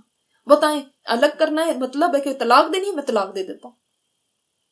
سبحان اللہ، ایک دفعہ غلطی ہو گئی ہے نا، اب دوبارہ نہیں غلطی کو دہراتے. یہ نہیں کہ ایک غلطی ہو گئی تو غلطی پہ غلطیاں. اب جیسے اگر ہم سے ایک غلطی ہو جاتی ہے نا، ہم اس کے بجائے کہ اس کو فکس کریں، اس کے اوپر آن ٹاپ آف اٹ غلطیاں کرتے چلے جاتے ہیں. تو یہاں پہ آپ دیکھیں کہ پوچھ رہے ہیں میں طلاق دے دوں، کہا نہیں بلکہ اس سے الگ رہو اور اس کے قریب نہ جاؤ. رسول اللہ صلی اللہ علیہ وسلم کے قاصد نے میرے دونوں ساتھیوں کو بھی یہی پیغام پہنچایا. پھر میں نے اپنی بیوی سے جا کر کہا تم اپنے گھر والوں کے پاس چلی جاؤ اور انہی کے پاس اس وقت تک رہو جب تک اللہ تعالیٰ کوئی فیصلہ نہ کرتے جو اس معاملے میں کرنے والا ہے. حضرت کعب بن مالک فرماتے ہیں حلال بن امیہ کی بیوی رسول اللہ صلی اللہ علیہ وسلم کے پاس حاضر ہوئی، وہ جو دوسرے ان کے ساتھی ہیں، دوسرے صحابی ہیں، اور عرض کیا یا رسول اللہ ہلال بالکل بوڑھے آدمی ہیں، ان کے پاس کوئی خادم بھی نہیں، کیا آپ ناپسند فرمائیں گے کہ میں ان کی خدمت کر دیا کروں؟ آپ نے فرمایا نہیں، لیکن وہ تمہارے قریب نہ آئے، یعنی خدمت تو کرنے کا ٹھیک لیکن میاں بیوی کے تعلق نہ ہو. بیوی بولی خدا کی قسم جب سے ان کا یہ معاملہ ہوا ہے وہ تو مسلسل روتے جا رہے ہیں، آج بھی رو رہے ہیں، وہ تو دیوار کے ساتھ لگ گئے ہیں، وہ تو روتے ہی جا رہے ہیں. وہ ان کو میرے سے کیا، ان کو تو میری طرف دھیان بھی نہیں ہے، اور مجھے تو ان کی بصارت ضائع ہونے کا اندیشہ ہے کہ یہ نہ ہو کہ ان کی آنکھیں بینائی جاتی رہے، اتنا وہ رو رہے ہیں اس دن سے. اور کعب بن مالک فرماتے ہیں کہ پھر مجھ سے میرے بعض اہل خانہ نے کہا رسول اللہ صلی اللہ علیہ وسلم سے تم بھی اپنی بیوی کے لیے اجازت حاصل کر لیتے. آخر رسول اللہ صلی اللہ علیہ وسلم نے ہلال بن امیہ کی بیوی کو ان کی خدمت کے لیے اجازت دے دیا. میں نے کہا میں آپ صلی اللہ علیہ وسلم سے اپنی بیوی کے لیے اجازت نہیں مانگوں گا، نہیں معلوم کہ آپ مجھ سے اس بارے میں کیا فرمائیں. پھر میں جوان آدمی ہوں. اس کے بعد ہم لوگ 10 روز تک اسی حالت میں رہے اور 50 دن مکمل ہو گئے اس وقت سے جب رسول اللہ صلی اللہ علیہ وسلم نے لوگوں کو ہم سے کلام کرنے سے منع فرما دیا تھا. پھر میں نے اپنے گھر کی چھت پر 50ویں رات کی صبح کی نماز اس حالت میں پڑھی جس کی کیفیت اللہ تعالیٰ نے اس طرح بیان فرمائی ہے ضاقت علیہم الارض بما رحبت، کہ زمین باوجود کشادگی کے ان پر تنگ ہو گئی تھی. یہ سورہ توبہ میں آیت نمبر 118 ہے. کہتے ہیں میں نے اس حالت میں فجر کی نماز پڑھی اپنے گھر کی چھت پہ، یعنی اب مسجد بھی جانے سے رہ گئے اپنے گھر میں. اس قدر زیادہ وہ یعنی ڈپریس ہو چکے تھے کہ لوگ سب نے کلام کرنا بند کر دیا. کہتے ہیں زمین باوجود کشادگی کی، زمین تو کتنی کشادہ ہے، اس کے باوجود ہم پہ تنگ ہو گئی تھی. یہ بھی حالات انسان پہ آ جاتے ہیں. اور میرا دم گھٹ رہا تھا، نہیں کہتے میں اس حالت میں پہنچ گیا تھا کہ اتنے میں کیا ہوا، جبل صلہ کے اوپر سے آواز لگانے والے نے بھرپور آواز لگائی. جبل صلہ کون سا ہے؟ مسجد نبی سے نکلے تو سامنے جبل صلہ ہے. تو ایک آواز لگانے والا اس پہ چڑھا ہوا تھا اور وہ وہاں سے آواز دے رہا تھا. وہ کہہ رہا تھا اے کعب بن مالک ابشر، اے کعب بن مالک تیرے لیے خوشخبری ہو.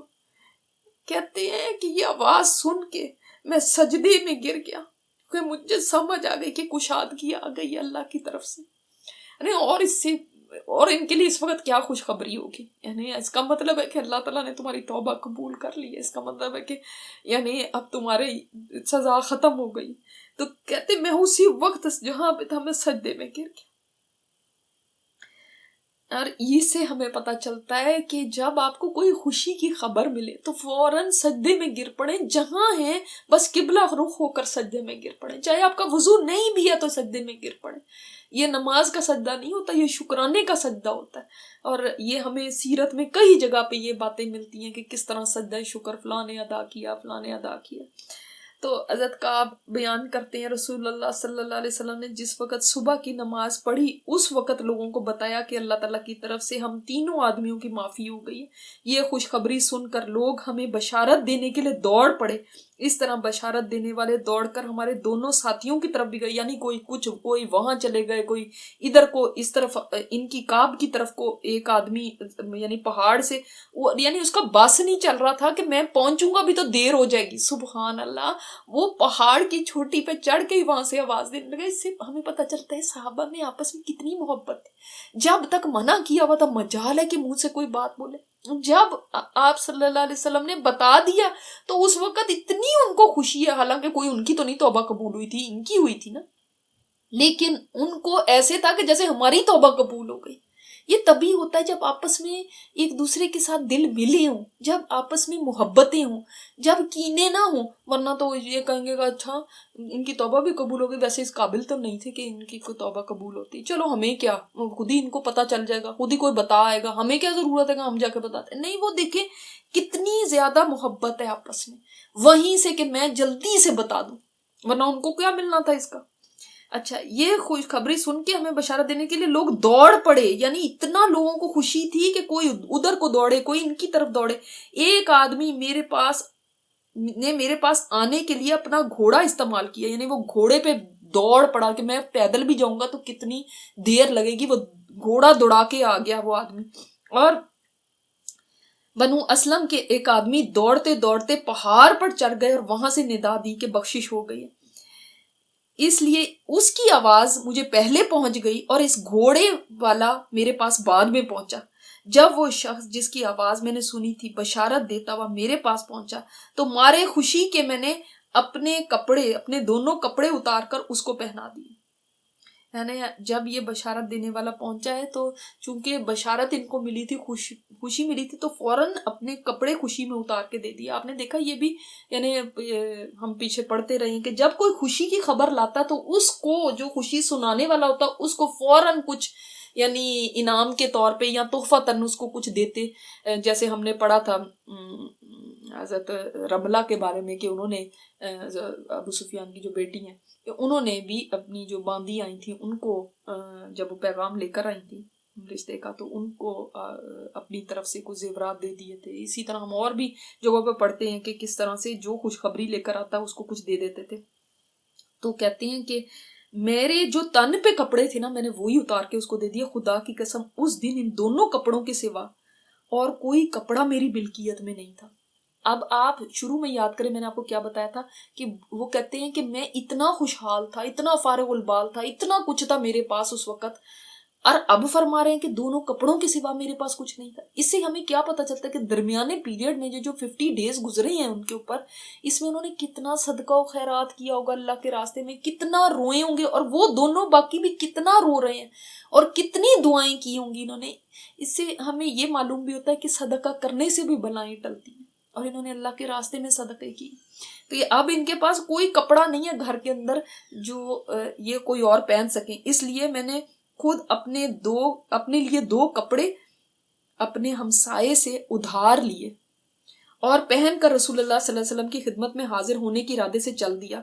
اس وقت لوگ مجھے معافی کی خوشخبری دے رہے تھے، کہتے تھے اللہ کی طرف سے معافی مبارک ہو، تمہاری بخشش مبارک ہو. بہرحال میں جا کر مسجد میں داخل ہو گیا. یعنی لوگ جو رستے میں مل رہے ہیں وہ مبارک بادیں دے رہے ہیں، وہ معافی کی خوشخبری دے رہے ہیں. اس سے بھی پتہ چلتا ہے کہ سب خوش ہیں، سب کے اندر ایک خوشی کی لہر دوڑ گئی ہے. معافی 3 لوگوں کی ہو رہی ہے لیکن پورا شہر خوش ہے. اس کو کہتے ہیں بھائی چارہ، اس کو کہتے ہیں آپس کے اندر اللہ کی خاطر محبت ہونا. رسول اللہ صلی اللہ علیہ وسلم وہاں تشریف فرماتے اور آپ کے ارد گرد لوگ حاضر تھے. مجھے دیکھ کر طلحہ بن عبید اللہ کھڑے ہو گئے، سلام کیا، مبارکباد دی، اور خدا کی قسم مہاجرین میں ان کے سوا اور کوئی بھی میرے لیے کھڑا نہیں ہوا. میں طلحہ کی یہ بات کبھی نہیں بھول سکتا. اب 40 سال گزر گئے پھر بھی یہ بات اپنے بیٹے کو بتا رہے ہیں. طلحہ بن عبید اللہ، میں نے آپ کو کیا بتایا یہ کون تھے؟ یہ مواخات ہوئی تھی جب تو یہ ان کے بھائی بنے تھے یہ دونوں آپس میں.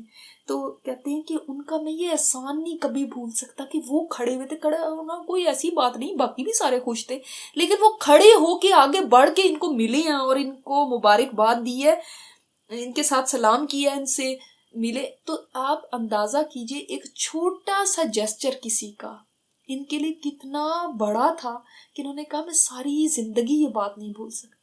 اسی طرح بعض دفعہ ہمارے ساتھ بھی ایسا ہوتا ہے کہ ہم کسی مشکل کے اندر ہم ہوتے ہیں، کوئی پریشانی میں، کوئی بندہ آ کے ہمارے ساتھ کوئی ایسی بات کر جاتا ہے کہ ہم کہتے ہیں میں ساری زندگی نہیں یہ بات بھول سکتی جو اس نے فلاں وقت میں مجھے کہی تھی، یا اس وقت جو اس نے مجھے ڈھارس دی تھی، یا اس وقت جو اس نے میرا ساتھ دیا تھا نا، چاہے وہ چھوٹی سی چیز ہی ہو، اس وقت یہ میرے کام آئی تھی نا، وہ میں ساری زندگی نہیں بھول سکتی. And vice versa. اسی طرح یہ بھی ہوتا ہے بعض دفعہ کہ انسان کسی وقت اس کو ضرورت ہوتی ہے اور اس وقت ہی کوئی منہ پھیر لیتا ہے نا، وہ بات بھی نہیں بھولتی بندے کو، یہ دونوں نہیں بھولتی. اس لیے جب انسان کے لیے کوئی خوشی کا وقت ہو یا انسان کے لیے کوئی مسئلے سے وہ نکلا ہو یا کوئی ایسے اس کے لیے سینسٹیو والے حالات ہوں، اس وقت آپ آگے بڑھ کے کسی کو چھوٹی سی بات بھی کہہ دیتے ہیں یا چھوٹے سا اپنا کوئی ایسا جسچر دکھاتے ہیں نا، تو وہ لانگ وے اس کو یاد رہتی ہے. ابھی اپنے بیٹے کو، بوڑھے ہو چکے ہیں، بینائی جا چکی ہے، ضعیف ہو گئے، کہتے ہیں میں اس کا یہ احسان نہیں کبھی بھول سکتا، اس کی یہ نیکی نہیں میں کبھی بھول سکتا کہ اس نے کھڑے ہو کے مجھے گریٹ کیا تھا، کھڑے ہو گیا تھا وہ میرے لیے، کوئی نہیں کھڑا ہوا تھا، وہ کھڑا ہوا تھا میرے لیے. سبحان اللہ. تو ان مواقع کو یاد رکھنا چاہیے، ان چیزوں کو ذہن میں رکھنا چاہیے. کبھی کسی پہ مشکل ہو تو اس سے منہ نہ پھیرے، ورنہ وہ اس چیز کو یاد رکھے گا ہمیشہ. کبھی اس کے ساتھ اس وقت کوئی زیادتی کی بات نہ کر دیں، ورنہ وہ بھی یاد رہے گی اس کو، اور آپ کی اچھی بات بھی یاد رہے گی. اس طرح ہم لوگوں کے دل جیت سکتے. جب میں نے رسول اللہ صلی اللہ علیہ وسلم کو سلام کیا تو اس وقت آپ کا چہرہ مبارک خوشی سے چمک رہا تھا. آپ نے فرمایا جب سے تمہاری ماں نے تمہیں جنم دیا ہے، اس دن سے جتنے دن گزرے ہیں ان میں سب سے بہترین دن کی خوشخبری میں تمہیں دیتا ہوں. یعنی سارے دنوں میں سے بیسٹ دن ہے جب سے تم پیدا ہوئے. میں نے عرض کیا یا رسول اللہ، اب دیکھیں اللہ اکبر، ان کا سوال دیکھیں یا رسول اللہ، یہ آپ کی طرف سے ہے یا اللہ کی طرف سے؟ یعنی اللہ نے مجھے معاف کیا ہے یا یہ آپ اپنی طرف سے کہہ رہے ہیں؟ یعنی ابھی بھی کیا ہے ان کو کہ اللہ نے مجھے معاف کیا ہے، یعنی اللہ کی طرف سے معافی آئی، کیونکہ ان کو وہ جانتے ہیں کہ اصل معافی وہی ہے جو اللہ کی طرف سے آئے. اللہ نے معاف کر دیا تو سارے معاملے اچھے ہو جائیں گے، سب مجھ سے راضی ہو جائیں گے. اور اللہ نے معاف نہ کیا، کہیں آپ اپنی طرف سے تو نہیں مجھے کہہ رہے. اللہ کاش ہمیں بھی ایسے فکر ہو جائے. وہ باقی سارے لوگ جہاں جائیں ناراض ہوتے رہیں، کچھ کہتے رہیں. کاش ہمیں اللہ تعالیٰ کی ناراضگی کا اتنا بڑا ہمارے اوپر ہو کہ ہم اس چیز کو سب سے آگے رکھیں گے. اللہ تو نہیں ناراض، اور اللہ راضی ہو گیا، او بھائی پھر سارے ہی راضی ہو جائیں گے، کوئی بات نہیں ہے، پھر ان کی فکر نہیں ہے، ان کی پرواہ نہیں، وہ خود ہی ان کو راضی کر دے. اللہ تو راضی ہو گیا نا مجھ سے. کیا ہمارے اندر بھی ایسی ہوتی ہیں جذبات؟ اتنی فکر ہوتی ہے اللہ کی رضا کی؟ اللہ اکبر. فرماتے ہیں کہ آپ صلی اللہ علیہ وسلم نے فرمایا اللہ تعالیٰ کی جانب سے یہ بشارت ہے. جس وقت رسول اللہ صلی اللہ علیہ وسلم بشارت دے رہے تھے اس وقت آپ کا چہرہ مبارک چاند کا ٹکڑا معلوم ہو رہا تھا، اور ہم آپ کی یہ چیز پہچانتے تھے کیونکہ صحابہ کو پتا ہے کہ جب آپ صلی اللہ علیہ وسلم خوش ہوتے تھے نا تو آپ کا چہرہ 14ویں رات کے چاند کی طرح چمک رہا ہوتا تھا. تو جب میں آپ کے سامنے بیٹھ گیا تو عرض کیا یا رسول اللہ، اللہ سے میری توبہ اور میری معافی کا ایک حصہ یہ ہے کہ میں اللہ اور رسول کے لیے اپنا مال اور جائیداد سب دیتا ہوں، یعنی اللہ اور رسول کے راستے میں ان کے لیے میں سب کچھ یعنی وقف کرتا ہوں، اپنا سب کچھ دے دیتا ہوں. آپ نے فرمایا اپنی کچھ جائیداد اپنے لیے روک لو، تمہارے لیے یہی بہتر ہے. آپ نے یہ نہیں فرمایا چلو اچھا ہے یہ موقع اچھا ہے کہ یہ سارا کچھ دے رہا ہے تو چلو سارا کچھ لے لو، اسلام کو تو ضرورت رہتی نہیں. آپ نے فرمایا نہیں، اس لیے کیونکہ سب کچھ جو انسان اگر اللہ کی خاطر دے دیتا ہے، اللہ کے راستے میں دے دیتا ہے، سب کچھ سارا مال لگا دیتا ہے، وہ اس نے تو غریبوں کو دے دیا، اب کیا ہوگا؟ کل کو یہ خود غریب ہو جائے گا. آج یہ محتاجوں پہ خرچ کر رہا ہے، کل خود محتاجوں کے مانگنا شروع کر دے گا. تو یہ پسندیدہ نہیں ہے. ہاں ٹھیک ہے، حضرت ابوبکر صدیق رضی اللہ تعالیٰ عنہ نے اپنے پورے گھر کا مال دے دیا تھا، گھر کا سامان دے دیا تھا، مگر وہ سچویشن بھی دیکھے اور دوسرے یہ دیکھے وہ ابوبکر صدیق رضی اللہ تعالیٰ عنہ تھے. سب صحابہ نے ایسا نہیں کیا تھا، ایون حضرت عمر نہیں ایسا کر سکے تھے. تو اس طرح کی چیز نہیں کرنی چاہیے کہ اپنے بیوی بچوں سے بھی کوئی چھین کے تو جی میں اللہ کے راستے میں دے رہا ہوں، سب کچھ ہی دے دینا، اس کے بعد وہ گھر والے بھوکے بیٹھے ہوئے، ان کے پاس پہننے کو کچھ نہیں، کھانے کو کچھ نہیں، وہ خود محتاج ہو گئے، اب وہ در در مانگتے پھر رہے ہیں، لوگوں سے قرضے لیتے پھر رہے ہیں. وہ صحیح نہیں ہے پھر. ٹھیک ہے، اس چیز کو پسند نہیں کیا گیا. اور آپ صلی اللہ علیہ وسلم نے یہاں پہ بھی حضرت کعب سے فرمایا نہیں سب کچھ نہیں دو، کیونکہ ابھی گھر ان کا تھا، ان کا اور جائیدادیں وغیرہ تو تھی نا ان کی. تو میں نے عرض کیا خیبر میں پھر جو میرا حصہ ہے اسے میں روک لیتا ہوں. آپ کو پتہ ہے نا خیبر میں جو ملا تھا مال، یا رسول اللہ سچائی، اور پھر کیا فرماتے ہیں کہ ٹھیک ہے میں وہ روک لیتا ہوں، باقی سارا میں اللہ کے راستے میں دے دیتا ہوں جو آپ نے قبول کیا. پھر فرماتے ہیں یا رسول اللہ سچائی کی وجہ سے اللہ نے مجھے نجات دی ہے، اللہ سے میری توبہ کا پھر یہ ہے وعدہ کہ توبہ کے بعد یہ وعدہ ہے کہ جب تک میں زندہ رہوں گا میں سچ بولتا رہوں گا. یعنی میں کبھی اب جھوٹ نہیں بولوں گا، کیونکہ اللہ نے میری توبہ قبول جو کی ہے وہ میری اس سچائی کی وجہ سے کی ہے، اس سچائی کی وجہ سے مجھے نجات دی ہے، ورنہ کیا ہوتا، ورنہ منافقین میں ہی شامل ہو جاتے اور ان کی طرح ہلاک ہو جاتے. تو فرماتے ہیں اپنے بیٹے سے کہ جب سے میں نے آپ صلی اللہ علیہ وسلم سے یہ وعدہ کیا اس وقت سے خدا کی قسم کسی بھی ایسے آدمی کو جسے سچائی کی وجہ سے اللہ نے آزمائش میں ڈالا ہو میں نے اپنے سے افضل نہیں پایا. یعنی کیا مطلب ہے اس بات کا، یعنی جب سے میں نے یہ وعدہ کیا کئی ایسے موقع آئے جہاں پہ میں جھوٹ بول سکتا تھا، لیکن میرے اوپر یہ آزمائش تھی، اب ٹیسٹ تھا اللہ کا کہ میں اب پھر جھوٹ بولتا ہوں کہ نہیں میں نے نہیں جھوٹ بولا، چاہے وہ کتنا ہی اٹریکٹیو بات ہو یا کتنا ہی اسے فائدہ مل رہا ہو یا کتنی مجبوری ہو، میں نے نہیں جھوٹ بولا. خدا کی قسم جب سے میں نے رسول اللہ صلی اللہ علیہ وسلم سے اس کو وعدے کو کیا اس وقت سے آج کے دن تک ایک مرتبہ بھی جھوٹ بولنے کا ارادہ نہیں کیا، اور مجھے امید ہے کہ اللہ تعالیٰ باقی زندگی میں مجھے اس جھوٹ سے محفوظ رکھے گا. سبحان اللہ. یہ نہیں فرمایا کہ باقی زندگی میں بھی میں نے نہیں جھوٹ بولنا، یہ فرمایا کہ اللہ مجھے محفوظ رکھے گا، کیونکہ وہ سب چیزیں وہ یہ جانتے تھے کہ جو بھی نیکی کی توفیق ہے نا وہ اللہ کی طرف سے ہے، جو بھی مجھے بچانا ہے وہ اللہ نے بچانا ہے جھوٹ سے، میں خود نہیں بچ سکتا. کتنی عاجزی ہے نا، میں بس بچ کے دکھاؤں گا، میں ایسے کروں گا، میں آج تک نہیں بولا آگے بھی نہیں میں نے بولنا. نہیں، مومن کو جو بھی بھلائی اس سے ہوتی ہے، بھلا عمل ہوتا ہے، نیکی ہوتی ہے، وہ خالصتاً صرف اور صرف اللہ ہی کی توفیق سے ہوتی ہے. اور یہاں پہ سچ کی اہمیت بھی ہمیں پتہ چل گئی، جیسے آپ صلی اللہ علیہ وسلم نے فرمایا نا کہ کوئی انسان سچ بولتا ہے، سچ جو ہے سچ انسان کو یہ ایک نیکی ہے جو اور نیکی انسان کو جنت کی طرف لے جاتی ہے. نہیں سوری، اب یہ حدیث دوبارہ سنیں کہ آپ صلی اللہ علیہ وسلم نے فرمایا میں تمہیں حکم دیتا ہوں سچ بولنے کا، اس لیے کہ سچ بولنا نیکی ہے اور نیکی جنت تک لے جاتی ہے. اور آدمی سچ بولتا رہتا ہے کہ اللہ تعالیٰ اس کو صدیقین میں لکھ لیتا ہے، صدیق اس کو لکھ لیتا ہے، سچا اپنے پاس، اللہ کے پاس وہ سچا لکھا جاتا ہے. یعنی صدیق کا وہ پتہ ہے نا کتنا اونچا مرتبہ ہے، تو اللہ کے پاس وہ صدیق لکھا جاتا ہے. اور جب انسان جھوٹ بولتا ہے تو جھوٹ جو ہے فجور ہے، برائی ہے، بدی ہے، اور یہ فجور انسان کو جہنم تک لے جاتا ہے. اور انسان جھوٹ بولتا جاتا ہے اللہ کے ہاں وہ پھر جھوٹا لکھا جاتا ہے. یعنی دیکھیں اب یہ سچائی ان کو کہاں تک لے آئی، اللہ کی رضا تک لے آئی، مغفرت تک لے آئی. ان کا یہ جو گناہ تھا وہ دنیا میں دھل گیا، اور یہ اب بھی جو آگے بھی بھلائی پہ رہنے کو اللہ کی طرف کرتے ہیں کہ اللہ تعالیٰ ہی ہے جو مجھے آگے بھی بچائے گا. اور یہاں سے ہمیں پتہ چلتا ہے کہ دیکھیں کبیرہ گناہ ان سے ہو گیا تھا، پھر بھی مایوس نہیں ہونا، پھر بھی کبھی یہ نہیں کہنا کہ اب نہیں معافی ہو سکتی، اب میں جاتا ہوں وہ مجھے بلا رہے ہیں میں ان کے پاس جاتا ہوں، یہاں پہ تو میرا کوئی کام نہیں بننا، میں وہیں چلا جاؤں گا. نہ، انہوں نے توبہ کی امید نہیں چھوڑی. اور اسی طرح کسی انسان کو بھی توبہ کی امید نہیں چھوڑنی چاہیے، ہمیشہ یہ امید رکھنی چاہیے اللہ تعالیٰ معاف کر دے گا. اور دیکھیں یہ اتنے بڑے بڑے نیک عمل کر کے بھی ان سے یہ ایک کبیرہ گناہ ہو گیا، دانستہ نہیں ہوا لیکن چاہے انکانشسلی ہو گیا لیکن ہو گیا اتنا بڑا گناہ. ہمیں بھی یہ سمجھنا چاہیے کوئی کتنا ہی نیک کیوں نہ ہو جائے، کوئی کسی بھی وقت پھسل سکتا ہے، آخری عمر میں جا کے پھسل سکتا ہے، مرنے سے پہلے پھسل سکتا ہے. یہ کسی بھی کبھی بھی اس چیز کے اوپر بہت بڑے نہ بن کے بیٹھ جائیں کہ میں تو بڑی نیک ہوں، میں تو بڑے کارنامے کرے. ان کے کارنامے کتنے بڑے بڑے تھے، میں نے آپ کو اسی لیے شروع میں بتایا.